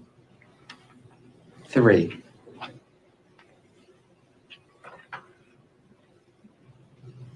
3. 3. The Ash experiment has been repeated many times, and the results have been supported again and again. We will conform to the group. Again, we're very social creatures. We're very much aware of what the people around us think. We want to be liked. We don't want to be seen to rock the boat, so we will go along with the group. Even if we don't believe what people are saying, we'll still go along. 1. 1. 1. Group dynamics is one of the most powerful forces in human psychology. 1. Shouldn't it be called the sheep experiment or the Well, Konsky experiment? The thing is, this is one of the reasons why I constantly tell people to be yourself. Yep. Do not let other people talk you into doing something stupid. How many times of any of you on this panel, when you were in high school, that your friends would go, hey, let's get some bats and go bash some mailboxes, or let's get some of this and go do that, or let's go smoke some cigarettes down by the lake, or let's do this. How many of you did it? Just because your friends said they wanted to do it. See, that's exactly what this experiment was telling you. As you get older, you learn to be yourself and make your own decisions for yourself, because you say, that's stupid, Yeah. But that TV show that came out, I was so upset about it when I started seeing it, because I saw more and more kids doing the dumb shit. It was whatever that. It's people with low self-esteem, or they're insecure about themselves. So they'll go ahead and There was they'll a show agree just to be liked. where they glued a dwarf to a guy's chest. Do you guys remember that show? Oh, Jackass? Jackass. That's it. When that show came out, I was like, what is wrong with people? Mm-hmm. People are trying to do this shit, and they're not getting paid the hundreds of thousands of dollars to be on TV. They're doing it just because some dumbass on TV did it. Yeah. And they're I getting have their no money. problem. I have no problem watching Wee Man and Preston Lacey make fools of themselves. Look, they put a disclaimer on the beginning of the show. If these motherfuckers are retarded enough to do that shit, then that is goddamn literal Darwinism sorting out the fucking weak. Let them go. You know what? You want to glue yourself. Exactly you what happens in real life. That's it. You want to glue yourself to this dude's chest and jump off a cliff? You go right ahead head and do it. I'll encourage you the whole fucking way. I know, right? I'll be the guy sitting in a store but watching see, somebody that's do what something separates absolutely you. retarded, That's and I what will separates laugh at you them. and Tommy from other people, because other people are going to want, like, all this stuff. I can Then get let 'em- I can get Let real them do it, politics because then they're about not this. going to reproduce. Well, all They're these not going to people fucking protesting- reproduce at that point. all these people protesting right now with Palestine flags, and they love Hamas and all this Send stuff. them over there. If you took them Yeah. over there, Mhm. the women would be covered head to toe and be treated Good. like dogs. Good. And all the gay guys and gay ladies that go over there would all be thrown off the roof. They'd play And Superman, that's yeah. a fact. Yeah. But why do Well, I well- know that? Because I listen and I learn and I pay Yeah, it's- attention. Okay. These people are in the Ash experiment. They just do whatever they're told or whatever They're they see NPCs. other people do. See? And People are that's becoming what- NPCs. Yeah. But we can't protect If I- them.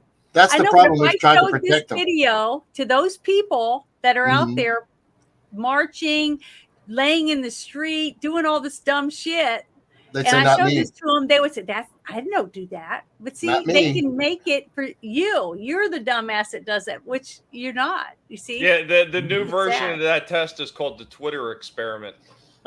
Yeah. Hey, I hate to Anybody say who it, goes it's on against the grain is Instagram, it's on cast aside. Facebook, it's on TikTok, it's on every single app. Okay. But I have to say, I love Jackass as well. I have one of my best memories is going to see Jackass. I think it was 2 where they did it in Japan with my dad. That shit was so funny. And People you were didn't puking, try any of puking that in the stuff? theaters while we were watching. It was so Well, funny. What? you're laughing. Did You're any of laughing you on try it. it? Did any of you No. try anything? No. like Hell it? no! I'm not dumb. Well, No.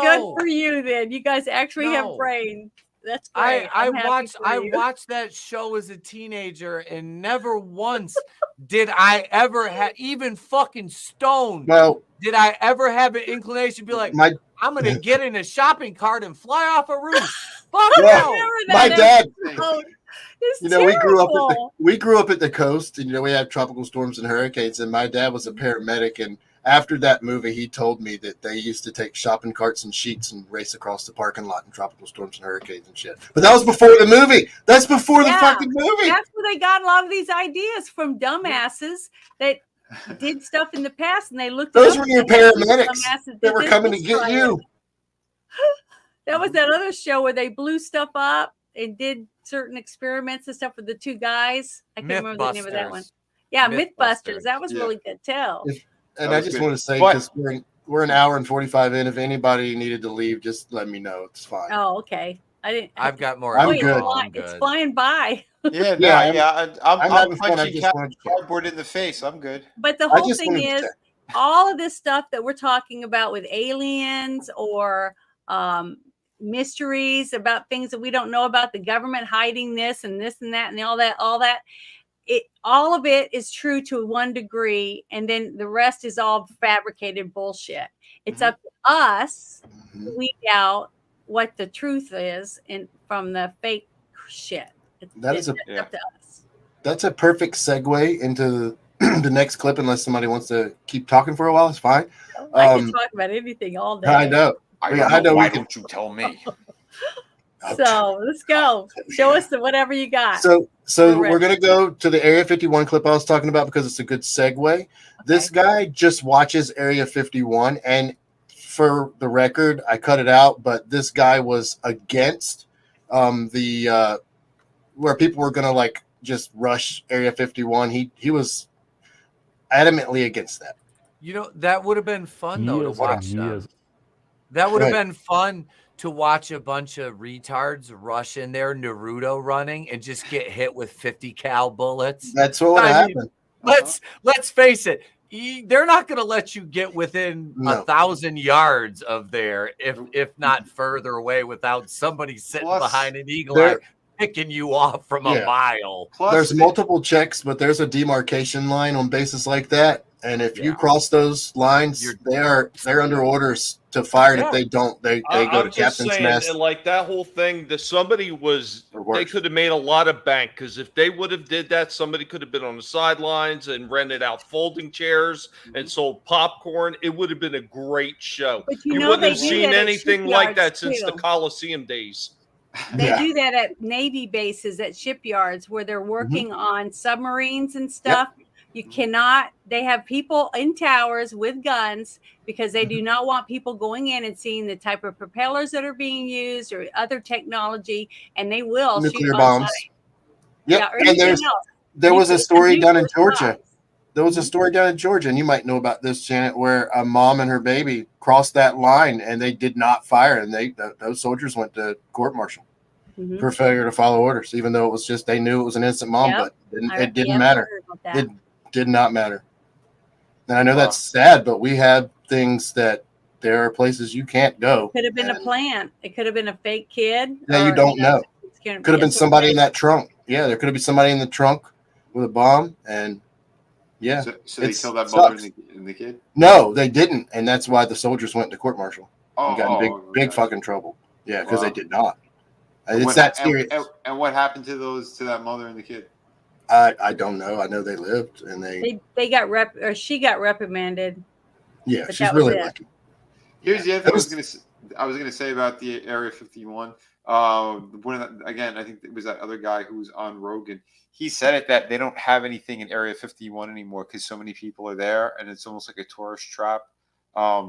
They said it's Area 53, I believe, and 54. They moved it to different bases, whatever they had there. Well, Yeah, I was told there are some several. of it went to Cheyenne Mountain. Yes. Yep. I heard that too.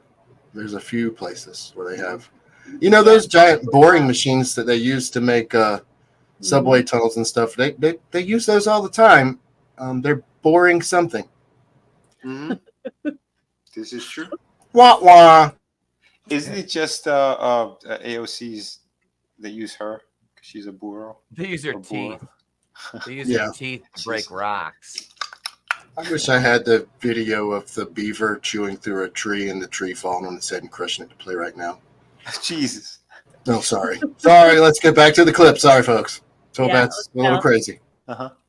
They have years and years and decades of experience hiding things. Naturalized citizen Jorg Arnu caught Area 51 fever 26 years ago. For 2 decades, his website, dreamlandresorts.com, has been a digital gathering place for aerospace enthusiasts, aviation watchers, and some who've worked at the best-known secret base in the world. Participants swap stories, post photos, and make educated guesses about what's going on out there in the Nevada desert.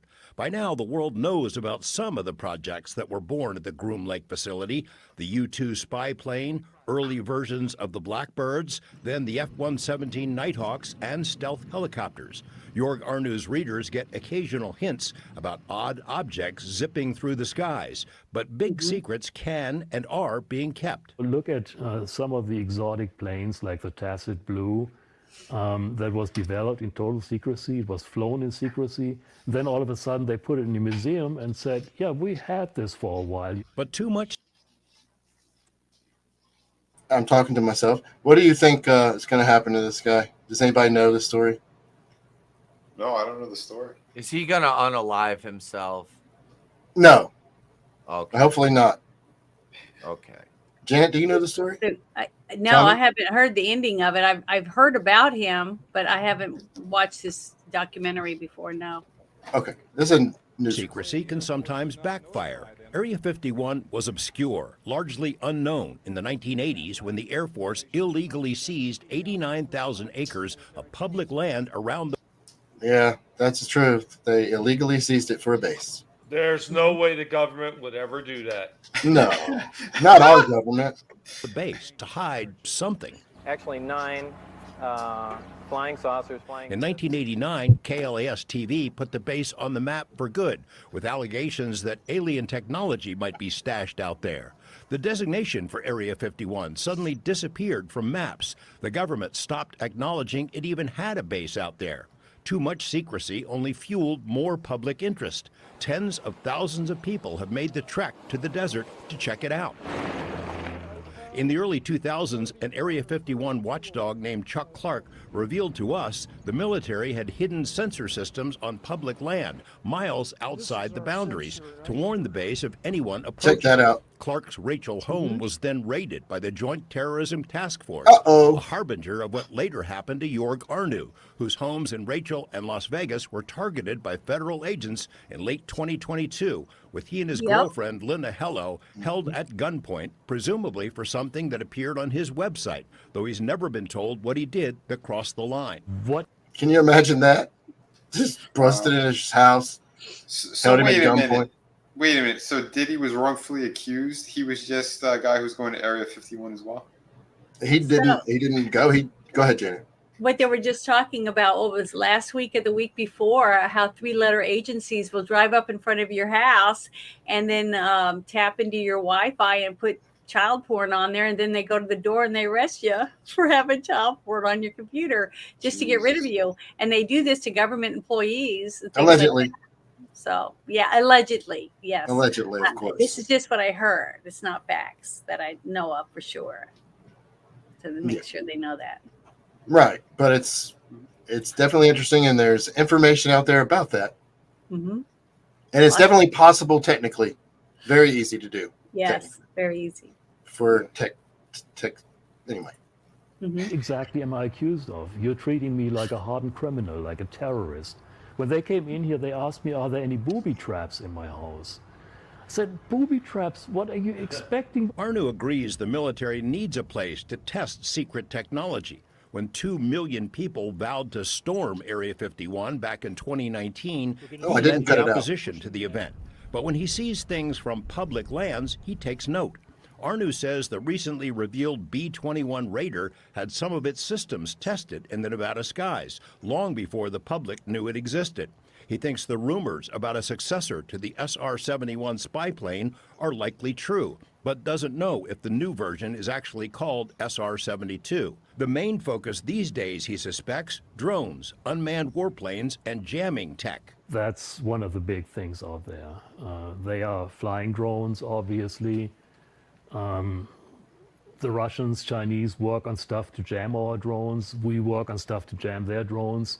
Then the next step is how do we make the drone communication so secure that jamming is not effective anymore. The public isn't likely to see much of this, though. Arnu says Area 51 has its own Area 51, an inaccessible valley north of Groom Lake that can be seen, but only if you have your own satellite. The really secret stuff, I mean, they have a whole empty valley just north of Groom Lake, and they have the mountain range where they can pretty much play with anything they want. Nobody can see it.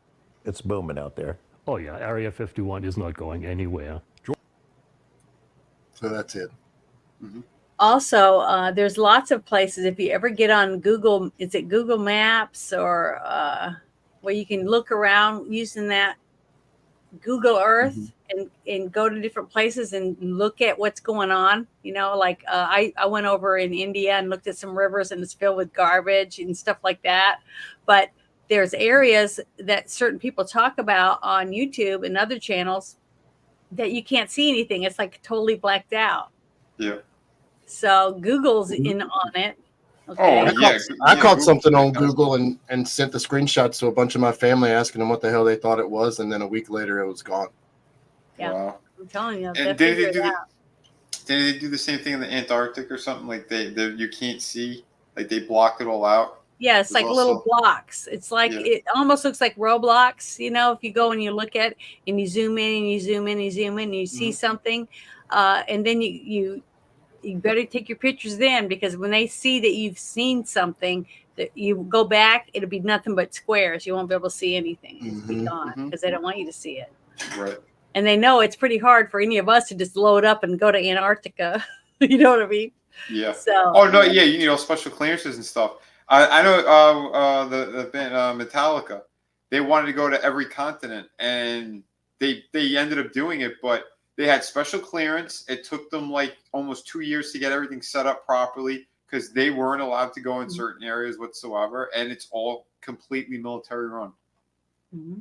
The whole thing. Yep. It's pretty crazy. Yep. And they're hiding nothing, right? Yeah. They have nothing to hide, so. Yeah, wink, wink, nudge, nudge. We, the lizard people, resent your comment. The lizard people do not control things. It is the Greys. The Greys. Sorry. Tobat got offended.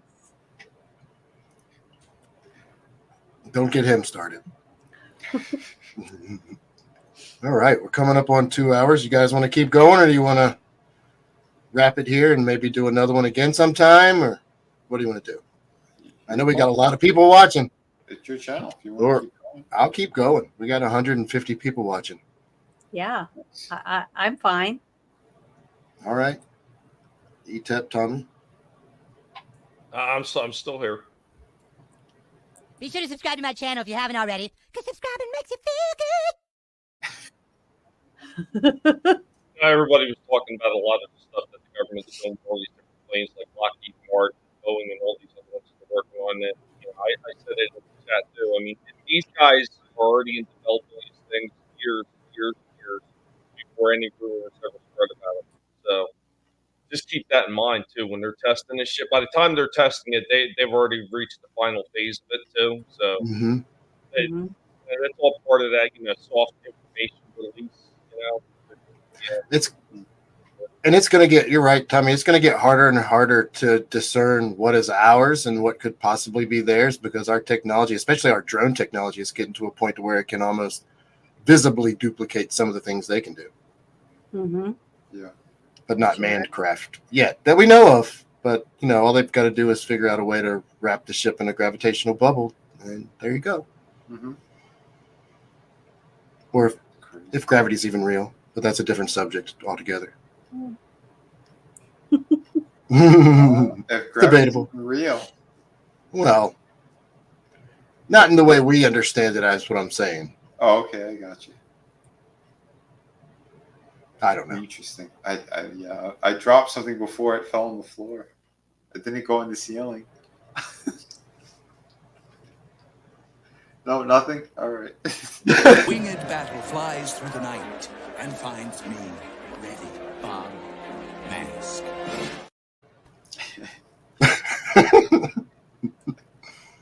Oh, shit. Although if you drop a balloon, normally it'll go up, not down. So you're right. Gravity's a lie. That's right. Damn you, helium. Oh, shit. All right. Janet, did you want to share, since you had some of those clips that were Arkansas? Well, I was trying to find it. I'm looking at my bookmarks right now. I'm trying to find this one about MK Ultra. Okay. With JFK Jr. or Robert Kennedy Jr. He's the one explaining it. Have you seen that? Maybe in the past, but it doesn't matter. Our viewers might not have. Okay, I found it now. So hold on, let me open this up. I have a bookmark because I talk about a lot of this stuff on my you know, my channel. So, but let me absolutely. Darn it. This is what I talk about when I'm not pissing off nerds. Of course, I am a nerd. Oh well. Hold on. Darn it, I'm trying to get it bigger. Darn it, that's not what I wanted. That and religion, but that's a different topic than for this show. Not really. But not this episode. I don't know how to get it back over to where I want it. Let's see. Trying to get it open. You're good. Sorry. You're fine. That's the thing, Curtis. The government is always watching. They're always watching and listening. The NSA just records everything now. Well, in that case, okay, I found it finally. Boy, oh boy, are they? I guarantee you, the FBI agent and the NSA people that are monitoring me, their therapists are working overtime. Well, I'm having them all laughing with all the Biden and Trump shorts I made. I love those, by the way. If you haven't seen Vinny's shorts, they are absolutely hilarious. Not Thank work you. safe, some of them, but definitely worth a watch. My wife finds them extra funny. That's great. I only had, I think, about 4 of them that I was only partially monetized on. The rest have all been okay. Oh, they're okay. Definitely all labeled not safe for work. Not all of them. There's a few of those on my channel as well. Pretty much everything except for them.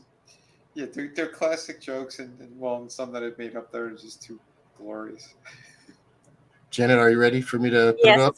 I'm ready. All right. It's up. Okay, I'm gonna make it larger. Yep. And it's turned up. So here we go. Listen.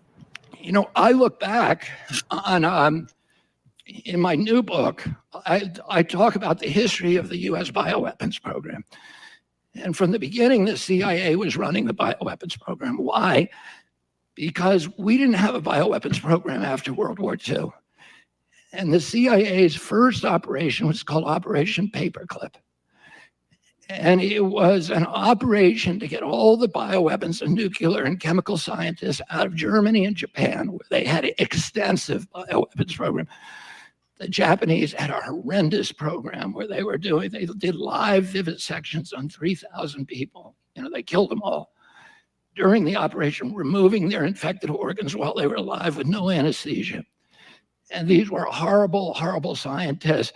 The CIA elevated them, brought them over to Fort Detrick, downloaded them, and made them the heads of hospital systems and pharmaceutical companies in Japan, and continued to work with them. And they brought all the German scientists over here. And then they did all these experiments unwittingly on the American public. They sprayed toxins in National Airport. They sprayed them in the Pentagon air conditioning system. They put poison water in NIH. They put light bulbs filled with bacteria that they broke on the grates and contaminated the New York City subway system. Some of those microbes still in the subway today. They did aerial dosing and from ships of about 60 million Americans. They dosed San Francisco, Los Angeles, New York, Virginia, Norfolk, Virginia. All of the seaside towns were dosed from the air, and a lot of the Midwestern cities were also dosed. But trust your government. They did 200 outdoor tests on Americans unwitting. And they developed bioweapons that by 1969 had a nuclear equivalent. They could kill people at 29 cents per death, according to a CIA study, which they're bragging about. And then in 69, President Nixon shocks the world by going to Fort Detrick and ending the U.S. bioweapons program. He was worried that we were creating bioweapons that could be reproduced for nothing. They were kind of a poor man's nuclear bomb. Anybody could reproduce them and we were publishing how you did it. So they were giving blueprints to foreign nations to create these things that could be used against us. And he said, why are we doing this? We have nuclear bombs. We don't need these things. And we have a monopoly on nuclear bombs. 7 nations have them. We've agreed not to give them to anybody else. Why are we letting these guys get, weapons that are going to be turned against us? So he shut down the whole program. The Pentagon destroyed all of its bioweapons, but the CIA went into Fort Detrick right before the Pentagon went in there and took cultures of all the different weapons and hid them in a warehouse. A lot of it was in New York City and Washington, D.C. And they continued. We signed the Bioweapons Treaty, which Nixon, one of the great accomplishments of Nixon, he got all the nations of the world to sign it. We signed the Geneva Convention finally after delaying it for 50 years. The CIA was breaking the law the entire time. Then, in 2001, in June, the CIA sponsors the first of its pandemic simulations. It simulates a biological attack on Washington, D.C. by Saddam Hussein. This is in June 2001. That simulation got international press, and a lot of the CIA people like Judith Miller from the New York Times was promoting it, going around doing all the talk shows. It triggered 2 Senate hearings, one by Joe Biden's committee. And that hearing was in September 2001. What happened in September 2001? The 9/11. So that hearing was going on during 9/11. As soon as 9/11 happened, the neocons, which were working on all this stuff with the CIA, pulled out the Patriot Act, a 350-page statute from a shelf where it had been waiting for a while. And in 1 week said, we want to pass this in a week. There's only one member of Congress who read it, which was Dennis Kucinich. And he went crazy and said, you have no idea this is the end of American democracy if you do this. It allows the CIA to spy on Americans. One of the things the Patriot Act did is it did not get rid of the Geneva Convention or the Bioweapons Treaty, but it said no federal official can be prosecuted for violating those 2 statutes.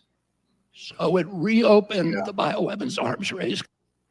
Okay, I want to stop for now, but the thing is, all the stuff that we were talking about and hypothesizing on through the whole show, this one gentleman that should know what he's talking about proved all of us right. Oh, yeah. Think about that. Well, that's why they fear him.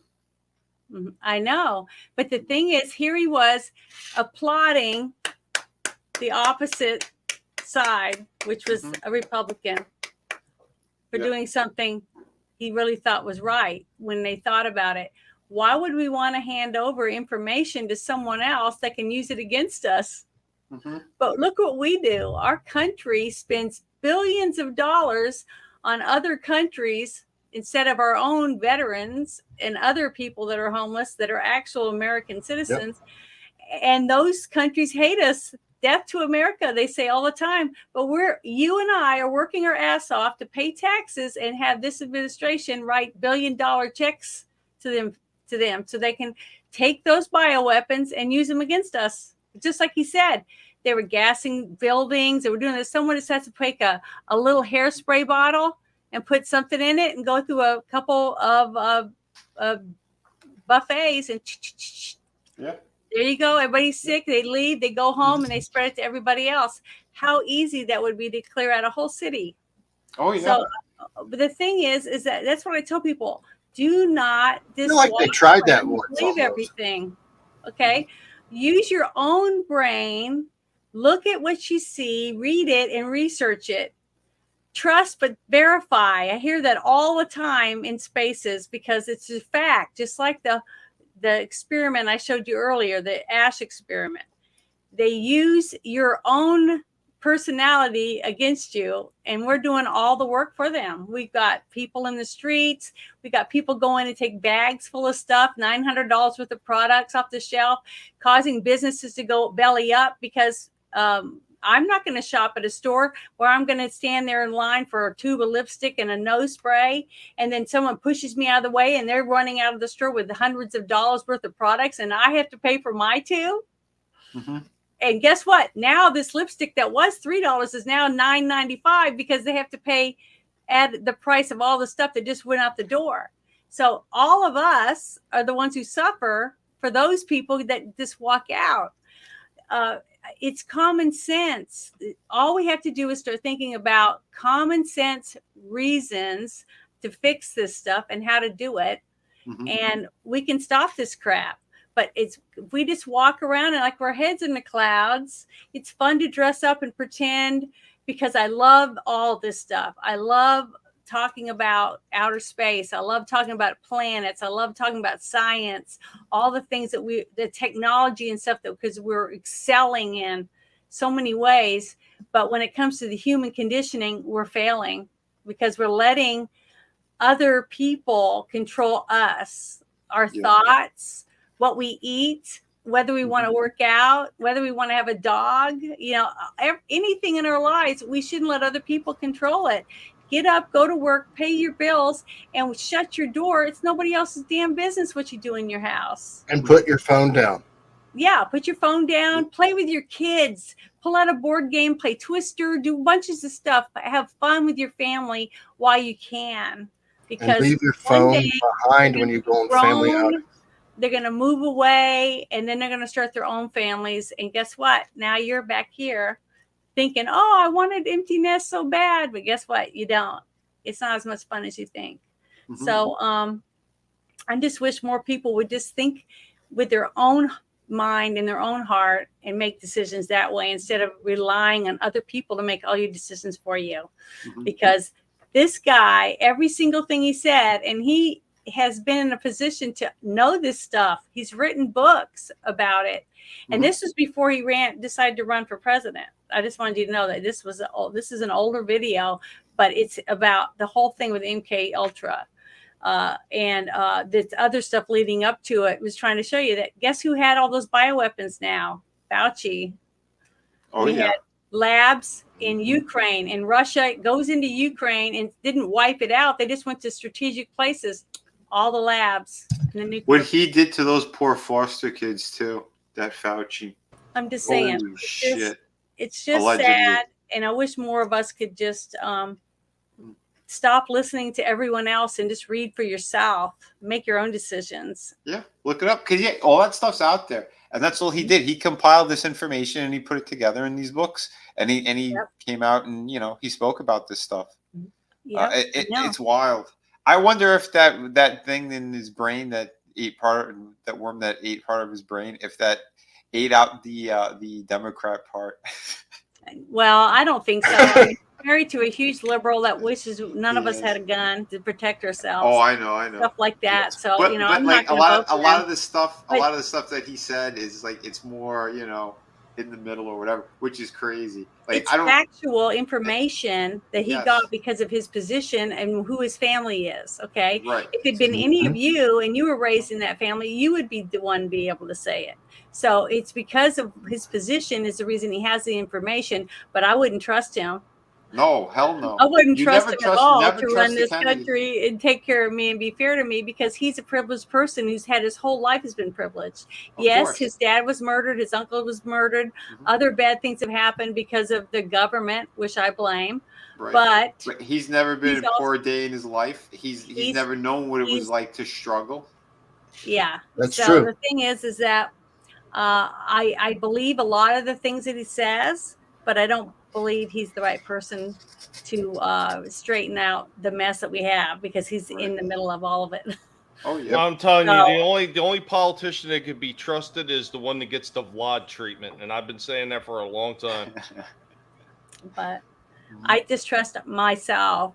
I know that every decision I make I'm not self-centered and selfish. I don't believe in doing everything for myself. Everything I do is for the people I love and the people I care about. And even in many, many private conversations, I just say, I wish I could get them to see this. I wish I could get them to understand what they're about to do is just stupid. It's going to ruin their whole life. And then you have to step back and watch them collapse. And there's nothing you can do because you begged them. You tried to tell them, don't do that. It's not in your best interest. You're going to be sorry later. And they just tell you to. Yeah. Matt Thompson's right. I hate to say it, but what did he say? He says, and he's a Kennedy, Irish mafia. I'd rather put a Sicilian mobster in an office. They got honor at least. And that's true. It's 100% true. But that's a 20-something minute video, so I didn't think we'd have to watch the whole thing. But I just wanted to get the gist from the beginning to prove that all of our conspiracy theories we have a reason why we have them, because they put them in our head. Well, because they're the reason we have those thoughts. Conspiracy theory was that whole phrase was put together by the CIA because they wanted to discredit people. So by saying it's a conspiracy theory, they could discredit people. They turned it into that. That movie with Mel Gibson, right? Did they say that in the movie? And it was the lady from Pretty Woman. I can't remember what her name is. Julia Roberts. Yeah, Julia Roberts and Pelican Brief. Was it Pelican Yeah, Brief? something like that. Yeah, And they were making him look like he was nuts when he wasn't. You know, and she proved that he was right. Everything he said was right. That's part of it. Well, look at the leaks that have happened recently. James O'Keefe, that he just exposed them. The other guy who said that everything they planned against Alex Jones and the president and all that crap, like they've already exposed themselves. They said it multiple times, and these are the people that are in power. You got people right now. The second whistleblower that came out against the Boeing company about the planes, he mysteriously dies. So it's Clintonized or whatever you want to call it. But yeah, it's scary shit. It's scary to stand up against these people, and that's why I'm so proud of some of the people that are actually still in Congress and stuff that are still speaking out against some of this stuff because they haven't been grabbed by the balls yet, by whoever that's there to say you better change your mind or else. So it's scary. It's scary. I believe in all this stuff, and it's not bullshit. I believe it. It doesn't mean I have the facts. I'm not saying that. I'm just saying I'm using my common sense to make a common sense decision about who I trust as a person. Yeah, it's usually listen to your gut. Your gut, isn't wrong. Because trust me, like look at all the celebrities. My brother and I, we've had this conversation too. A lot of the celebrities we did not like over the years that were always crammed down everyone's throat. No, they're putting them in this movie and that movie. The ones we didn't like, they almost all got caught or something brought up, some weird scandal of them with the kids and the other shit and this other weird stuff going on. It's like, it's like there's validation in that as well. It's like, we knew it because why? Our guts were. It was telling us these people are horrible. They're horrific. They're shitty people. But if you think about it, okay, common sense tells you something, and your gut was like, "Wow, that's not right." Like if you go and you're working on a movie set, right, and it's got a lot of kids in the scene, and you come and you have your little kid that's going to be in this scene, and they tell you, "Oh, it's going to probably be 6 hours," and they just leave. That's crazy. To go shopping and stuff, and they just expect everyone else to take care of their kid. Who does that? I would be there every minute. There's no way I would leave my kid with a bunch of total strangers. Right. Period. I don't give a fuck who they are. They're gonna put my kid in this. I have the right to be there, and they do. Okay, the parents can stay. But the thing is, people do that all the time. They just take their kids to Michael Jackson's house and let them stay the night, and they don't know shit about anything that's going to happen, but they put their kid in danger because of fame, money, couple clicks on their profile. It's disgusting. All that stuff is disgusting. But, why they do it, I don't know. I know I wouldn't. Oh yeah, well again, like you just said before, for fame and for money. A lot of those parents, they did do that. That was something that was mentioned, and how many times have we seen it? Well, look at that one girl who came out against Tom Hanks. She said her father sold her over to Tom Hanks. And then what happened? He went and moved. He packed everything up and went to Greece. Yeah. The moment that happened and that video came out. Yeah. He's still there too. Oh, I thought he came back. Oh, he's still and, wow. And just think about this too. That was it name's Ghislaine Maxwell. Yep. She's in prison, right? For trafficking young women to a whole bunch of high-paying clients, but not one client has been arrested. Exactly. So, are they still molesting young girls? Because nobody gives a shit. Nobody cares about the kids. Yeah. Well, look at Diddy. He's another one of those operatives, and that's why he got busted like that. But what happened? He's out. He's free. There's no one that's really talking about anything anymore because he's one of the assets. Shit. Nobody says shit unless it's you. Now, if it was you, they'd be up with their torches ready to torch you and burn your house down. Yeah. I want to add this in real quick about the term conspiracy theory. So most reports say that actually dates back all the way to 1863, and it was brought up in 1881 when James Garfield was shot. Mm-hmm. Okay. Oh, I didn't know that. That's it's amazing to me. I just I just keep waiting for people to wake up. It's like, why is everybody sleeping? It's driving me crazy. Because again, they're keeping them. It's almost like they're all just being brainwashed by their phones and their Just think. stupid entertainment. Wait till this administration legalizes marijuana in every state, so anybody can just be sitting around getting high all day long. Keep everybody like, ooh. Hey. How happy is wait a minute. I do that and I teach school. Yeah, but are you on medical marijuana? Yeah. Okay, I'm not talking about that. I'm talking Well, I don't about have that where I live. anybody and their brother being able to grow it in their yard and smoke it all day long. I'm about to My start mother growing had it just cancer, so I can so I make butter. understand the need for medical marijuana. That's not what I'm talking about. That's regulated. It's really hard for you to get it for anybody else. I'm going to tattle on myself. And I live in a state where it's unavailable to me, but the VA tried to give me about 8 different prescriptions. I eliminated every one of them with my flowers. Yeah, it's my ass law. For medical purposes, it's really needed. It helps people with certain problems that need to eat. Makes them hungry. My mom had cancer. She could smoke it. It would stop pain. It helps lots of different things. Parkinson's. But disease. If you're just a young kid and you can grow it in your backyard and you sit around all day in mom and dad's basement smoking They pot, want people to be addicted and to abuse it. That way they won't be part of society. That's what, look, they did it with pornography. They did it with pornography. About people who need it on a prescription, because I voted for that in my state for people like my mother who had cancer should have the right to be able to get pot, period, medical marijuana to help them with their illnesses. And I still believe that to 100%. But even though I don't need it yet. I mean, I'm healthy. But again, this is what they want. They want people to be addicted and brainwashed by these things. Especially, that's why they push pornography so much as well. And it brings so much money for them. Addiction. It's an addiction, but it changes the chemistry in the brain as well. And that's been proven multiple times. Adega has said it too. Our doctor friend was always on it. He goes, they can't function properly, can't function in society.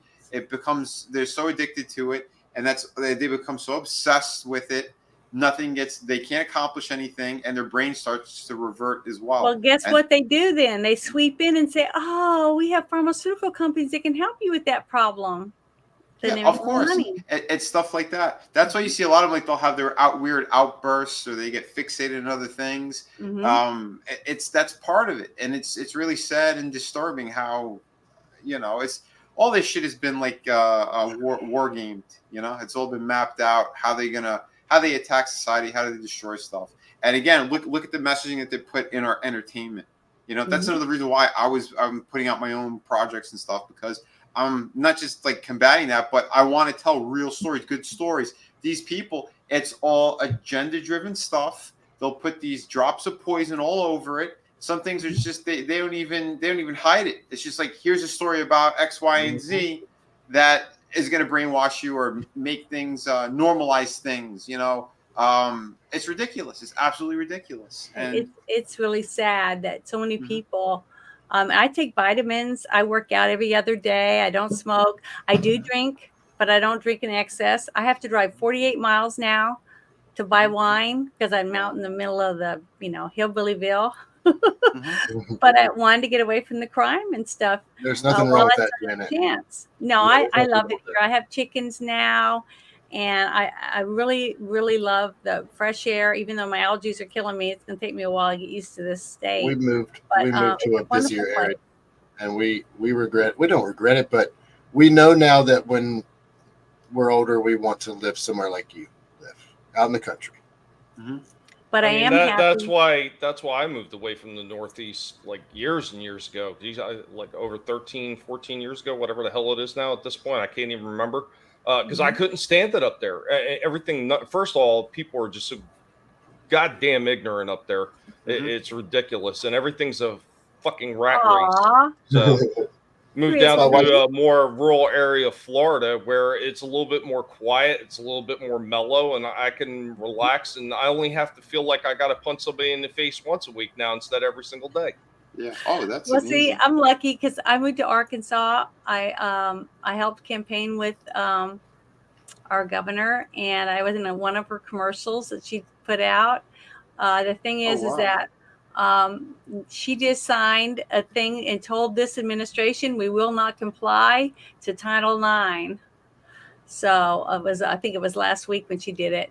So even though Title IX says that boys can be compete against girls in schools and stuff, our state's not going to do it. She's already said she's not going to comply. Period. That's good. So what I'm saying is though is we can fight back. We take back our states from the federal government, and that's how we're going to win. Yeah. I firmly believe that. We lost ETEP. He had to jet. He said he did not need an outro, but I just wanted to pause and say if you have not subscribed to ETEP's channel on YouTube, Rumble, and or Twitter, please do so. He is a very, very, very funny and talented individual. Yeah, he's great. Absolutely. Yeah, he was Etep Wakui, and then he was here with all of yous. Have a good night. That's right. And I think Etep and we're going to start Resident Evil 6 as well. We cleared 5 together. It was hilarious. I'm gonna have to get some clips together and put them up as shorts or something. So how long is that one planned for? A month, 2 months? How long is this gameplay? This one wasn't that long, surprisingly. I thought it was going to be a lot longer. It's just while we were doing it, it was... ladies and gentlemen, if you plan on watching Resident Evil 6 with Vinny and Etep, be sure to buy a lot of toothpicks and duct tape to hold up your eyelids. It's like my video game streams right on top, because I know how much you like those. Yeah, Tommy's a big gamer, apparently. Well, I wanted to ask you guys a question. We did a show, what was it, almost 2 weeks ago now, I did with divisive content like I was talking about. And we did a show called Are You a Loser If You Play Video Games or whatever, because I play tabletop games because I play DD on Saturdays live. And I do play Texas Hold'em, but my favorite game is Goat Simulator on Xbox Live. I love that game. It's a lot of fun. But I wanted to ask you guys, have you guys watched the show that was just put out of Fallout? I have. Game. Nope, Did you like the series? Did you like it? I haven't played the game, so I know a lot of people that played the game didn't like it. We enjoyed most of it. The lead actress's enlarged eyeballs that looked like she's a gray hybrid kind of threw me. But well, that's because she is basically, because her dad was exposed, you know, in real life. No, I mean in the movie. I'm sure that's why they picked her, because her and her little shrimpy brother, you know, that looks deformed, not normal looking. Okay, it's because they were underground when they were born, and the father was exposed, and so was the mother to radiation. So I think that they did a good job of picking that. Were they in the New York subway system? Really good, and I just adore Walton Goggins. Oh my God, he's great. He's my crush, my Hollywood crush. I got to work with him a few times, and but he's married, happily married. He's a wonderful, wonderful person. But he is such a phenomenal actor. I loved him in the movie where he was a hitman hired to kill Santa. Did you guys see that? I did not see that one. Oh, it was hilarious. It was with Mel Gibson, played Santa Claus, and this snotty brat. Yes, I did see that. That movie, brat hated that was great. Santa because he gave him coal. So he hired Walton Goggins to assassinate Santa Claus. And I thought it was really well done. You know, it's definitely for grown-ups. It's a grown-ups thing. But, you know, I do that. I do movie reviews with Bruce. So you should watch that TV series. Was it Principals or Vice Principals or something with Danny McBride and Walton Goggins? Believe it's on Max. Yeah, go watch that. You'll laugh your ass off. Walton I just Goggins. love him. He's such a good actor. I mean, he's just really, really good. I loved him in Justified. That was the first thing I ever saw him in. And I thought it was excellent in that. Yeah, he's a great actor. He's a very good actor. But 159 live stream viewers, guys and gals. Yeah, isn't that awesome? That's amazing. Well, thank you guys for hanging out with us and wanting to hear what we have to say. I really am appreciative. I'm just thankful that all of you could be here tonight. It was very special for me to have all of you together. I don't know when the last time, or if we all have ever been together like this. So Hi, Jerry. This is great. Sorry, friend of mine. No problem at all. Hi, Trina. I just saw Trina in the chat. Hi, Trina. girl. How are you? Trina's up late. What's up, Trina? Yeah, I said I was gonna say. Hi, Jeremy. So I please Jeremy's in here too.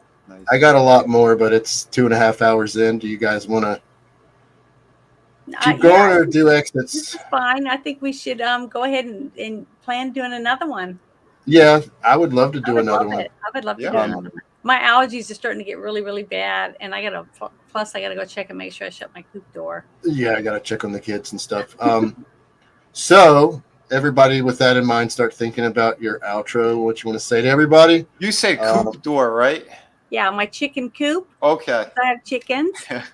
And I have 2 coops. I have ones with little bannies. I made a video the other day for our show Rock-a-Doodle, and I was holding one of my little bantams under my arm when I made the video. And I was trying to do the rooster because it was a rooster in the movie. I'd never seen it, so I didn't know what to do for my costume or anything. But she was so good, and she's so cute and little. But I can't let them free range because they're so small. I enjoyed your eclipse video, Janet, when you did the live eclipse video. Yeah, I did. It was so pretty. I was just very nice. shocked about how beautiful it was, and I was so excited to get to watch. I was thinking my chickens would all run to the coop, thinking it was. Their reaction was interesting. It was really cool. What did they do? I'm thankful that I was. They were like, "What the is going on right now?" Yeah, they came out going, "What?" They're looking around because they didn't have a clue, but they didn't go to the coop. I guess because they inside their internal clock or something told them it's not nighttime. Why is it dark outside? The sky is falling. It was neat. We had 80% here, but the nice thing was it lasted a long time here because we didn't have totality. We just had a extended It lasted viewing. quite a long time, really, considering it was completely like a disc, completely covered over, and then it slowly started going back over. It stayed pretty dark. It looked like it was on your camera. What was so pretty was when I was going around and it was dark up here, but it was light around, like almost like you're in a terrarium. It was eerie. It was kind of an eerie glow. Yeah. Yes, it was cool. Because the sun comes up and then it moves across the sky, and then on the other side you see the beautiful lights, and then in the morning the beautiful lights are over there. This time it was all the way around. It was like the sun was setting. It was just. It was neat watching it. I got to watch it. We watched it outside, the 80%, and then me and the wife came in and watched your video, and it was really cool. It was cool. I was so happy. Awesome. But thank you. All right. Thank you in the chat for showing up. We had so much fun. Yeah, Janet, do you want to go first since ladies first, or? Well, yeah. Tomorrow night I have my Team Shit Show 2.0. And then Friday, I had the Friday Night Shit Show. And then Saturday, I'll be playing Dungeons and Dragons on Bruce's channel. And then Sunday, we'll do A Girl, a Guy, and a Movie. And it's going to be Thelma and Louise. So that's my whole week. That's awesome. What's left. Nice. Make sure to subscribe to Janet. Check her out. She's got all kinds of interesting content and live streams. Check out my shorts. Shit show. Most of my stuff is shorts. But she's got a Thursday night shit show and a Friday night shit show, and they're awesome. Good guests on there as well. I've been on there before, and I watch them a lot. Thank you. So thank you, Janet. I really appreciate you coming. Thank you for asking. And I guess we'll go with Superman punching someone in the face. That's not that's Captain Cardboard. Oh, that's sorry. Brie Larson. Dumb lizard, I'm sorry. Is that a personal attack or something? It wasn't made for him. It wasn't made for him. No, shut up. No, and it's funny too because a lot of the topics we've been hitting now. I have Friday streams usually at like 5 p.m. Eastern. We go for about an hour and a half. Yeah, we have fun over there. Sometimes they're like black pilled kind of streams. Other times we hit a little bit of kind of entertainment news and stuff like that. We review some shows from time to time. I know Tommy and I, we were doing the Godzilla TV show on Apple. Then myself and Chris Fisk, we were covering Shogun, which was another pretty damn good series. But yeah, I don't know. We kind of jump all over the place. Sundays is when I normally do my bigger streams. That's the round table when we kind of hit all different topics. Again, some spicy stuff that's going on in the world as well. That's for sure. Since a lot of other people they don't go anywhere near it. It's all just like drama, stupid streams, and I'm sick of that shit. I do make awesome comic books. Have a ton of great stuff out there right now. Like I said, City of Venus, Dead City, Through the Woods. That one's a ghost story. It's really cool and fun. Shadow of the Kraken. It's a pirate story. Just amazing stuff. And I have a bunch of art books as well. My newest campaign is out there, volume 3. And I do some pretty amazing stuff out there. All sorts of good stuff. I used to be a lead designer at McFarlane Toys for a couple of years. I've done comic books, covers, and various things. But yeah, like I said, that's why I also do tour reviews. Thursdays, Tommy and I we do some awesome tour shows, and we have one coming up tomorrow. And yeah, it's a blast. We stream them on his channel and my channel, and I believe on X. So a little bit for everyone and everything. And yeah, we try to have a good time. I think not this Friday, but the following Friday, I'm going to be covering a movie called Cooties that came out in 2014.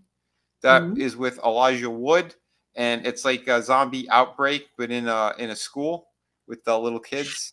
It's hilarious. It's pretty crazy what they do in there. Rainn Wilson's in it. A bunch of people from like those old NBC shows. They're in there as well. The fat guy from Lost, he's in it.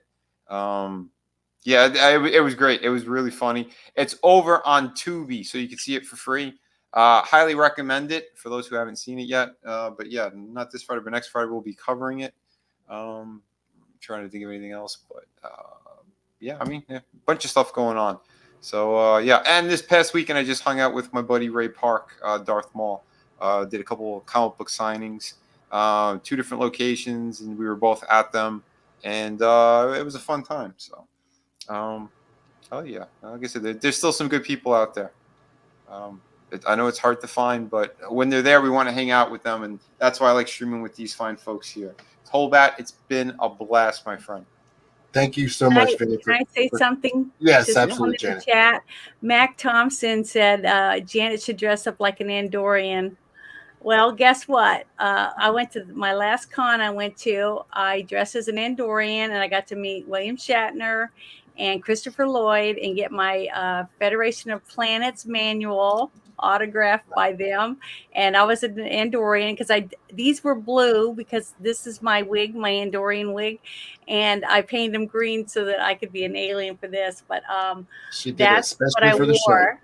And I wore one of my Star Trek uniforms, my red uniform, and I got to do that, and it was awesome. So I was just letting him know. I think there's one video I have a couple videos. One of me at the as Magenta from the Rocky Horror Picture Show when I went to another Rocky show, and then I went to the Comic-Con. I think I have some videos up on my channel. Oh, nice. Me as an Andorian, so.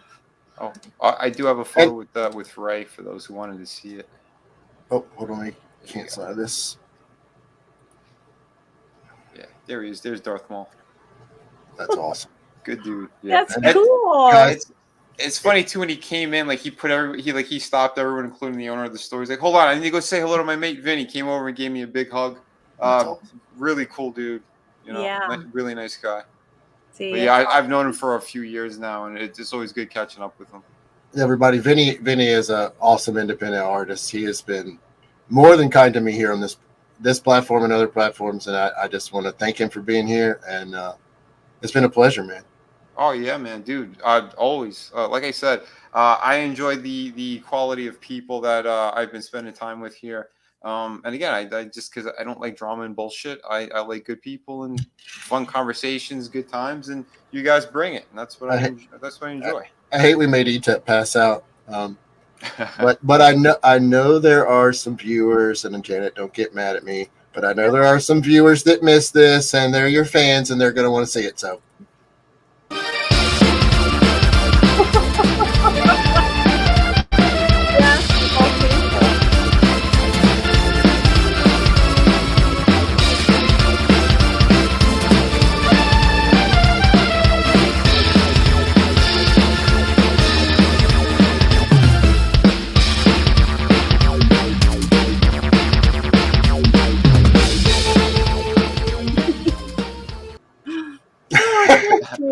That's fun. That's what I do. Everything I do is I try to do it for fun, because that's how Bruce found me in the first place. His girlfriend at the time liked my TikTok videos, so she said, "You need to talk to this girl."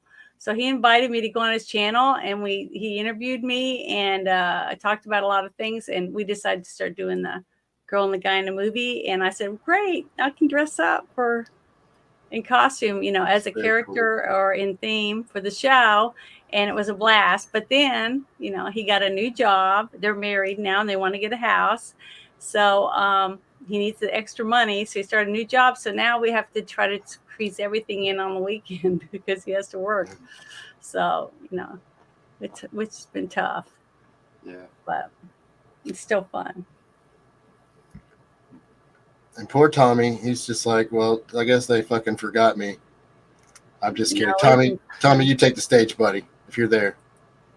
No, I'm always hanging around in the back. The guinea pigs don't let me sleep, man. What do you think? People get sleep in this house? There's weeking day and night over here. Guys, you should know where to find me. If you look at the little name right there, that's where you're going to find me just about everywhere, whether it's Rumble, BitChute, it's on YouTube. Sons of bitches. Still hanging around. The only place you're not going to find me under that is on Twitter because, the suppression, censoring bullshit lefties that are still in control of the stop button over there made sure to nuke my last 2 Twitter accounts. So if you look for me on you'll find me GPC_Warpig on Twitter, because those Fink bastards, they still won't give me my accounts back. Rotten sons of bitches. But like Vinny mentioned, we will be doing the toy stream tomorrow, Collectible Pass, where we talk about the stuff that we like, not the stuff that we hate, unless it's a really bad toy review. Because one of the things that we try to do is we be brutally honest about these figures. If these figures are shit, you're gonna hear it. And if they do them right, we're going to tell you why we think they've done it right, and we just have a lot of fun with it and avoid all the drama shit, like Vinny said. Friday, I will be doing a special, bringing back one of my older shows, Going Old School. It'd be about, I don't know, sometime around 7:30 or so. It'll be after Vinny's Friday show, and we'll be talking about Mad Max. We'll be talking about the original 3 movies, because the Fury Road does not exist in my world. I don't care what anybody says. That thing shit on the original lore of the first 3 movies so bad, I don't even see how anybody could say it fits. And I rewatched it again just recently to make sure I didn't miss nothing. And the only thing I missed was a garbage movie that I shouldn't have rewatched again. But that is pretty much what I got going on. Hopefully next Tuesday I'll be bringing back Cage Talks again. We're going to have another creator come into the cage with the guinea pig, and we'll try not to nibble off all their toes as we let you know who they are and why you should be checking out their channel. And that is about all we got going on right now. A whole lot of stuff that we've been working on, and hopefully we get one of our co-hosts back. We do have 2 co-hosts over on the toy stream. We have Trina, who stopped into the chat, and we have Slasher, who's recovering right now from some medical stuff, and that's still sending positive thoughts out to you, buddy. I hope you get well and that you eventually get back to joining us on the panel eventually. And even if you don't, man, they still would like to see you get well either way. So, guys, I hope that you had fun. I hope that you had a blast. I hope you subscribe, all the awesome people on the channel. Yeah, and like I said, be sure to stop by and check out ETEP. They had a lot of fun on this Monday stream. So that's what we got going on. Remember, never let anybody tell you what you can or can't say, what you should or should not think, because your silence and your compliance gives consent. And be well, y'all. Catch you next time. Daddy's gonna turn on night vision. That was great. We are the Guinea Pig Collective. Dad! What? All will be assimilated. Oh God! Oh God! Oh God! Resistance is futile. Oh my God!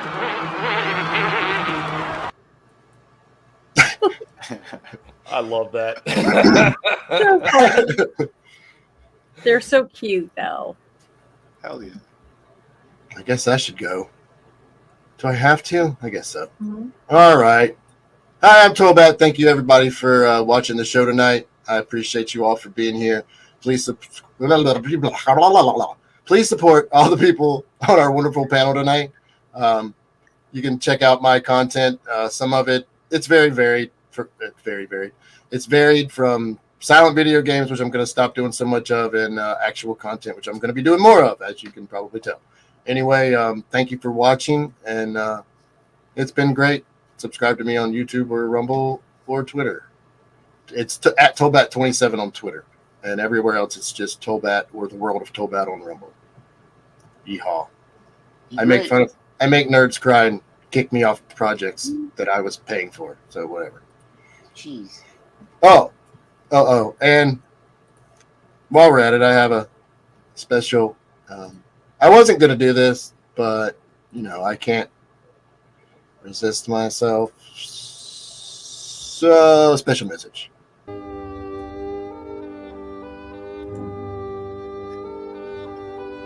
Since we have so many viewers, that's what I think about him.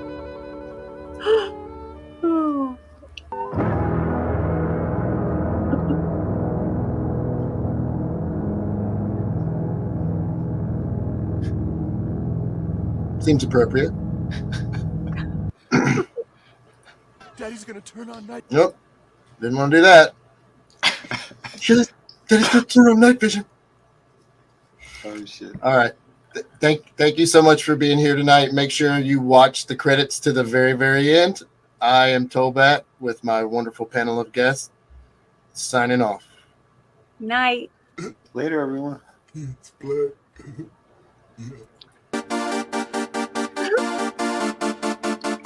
Well, that wasn't supposed to happen, but whatever. You did a great job, buddy. You know what? Maybe if you hire some henchmen like the old Joker Pig has, maybe you won't have these kind of problems when you get into the outro.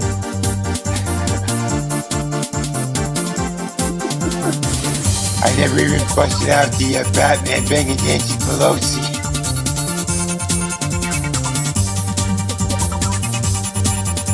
Oh, Chinaman got to touch.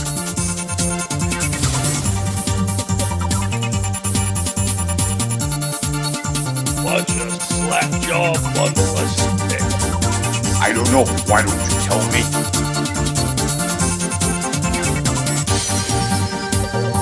Well, that's cool, man. He's a good boy. Good boy.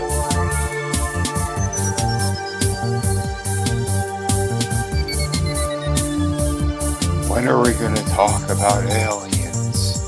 I was in the Star Trek movie. I played Prince Han Solo. Mom, Kitty's being a dodo.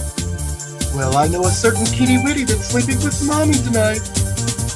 Harrison's a good boy, but he's about as sharp as a bowling ball. I'm eating French fries in my room.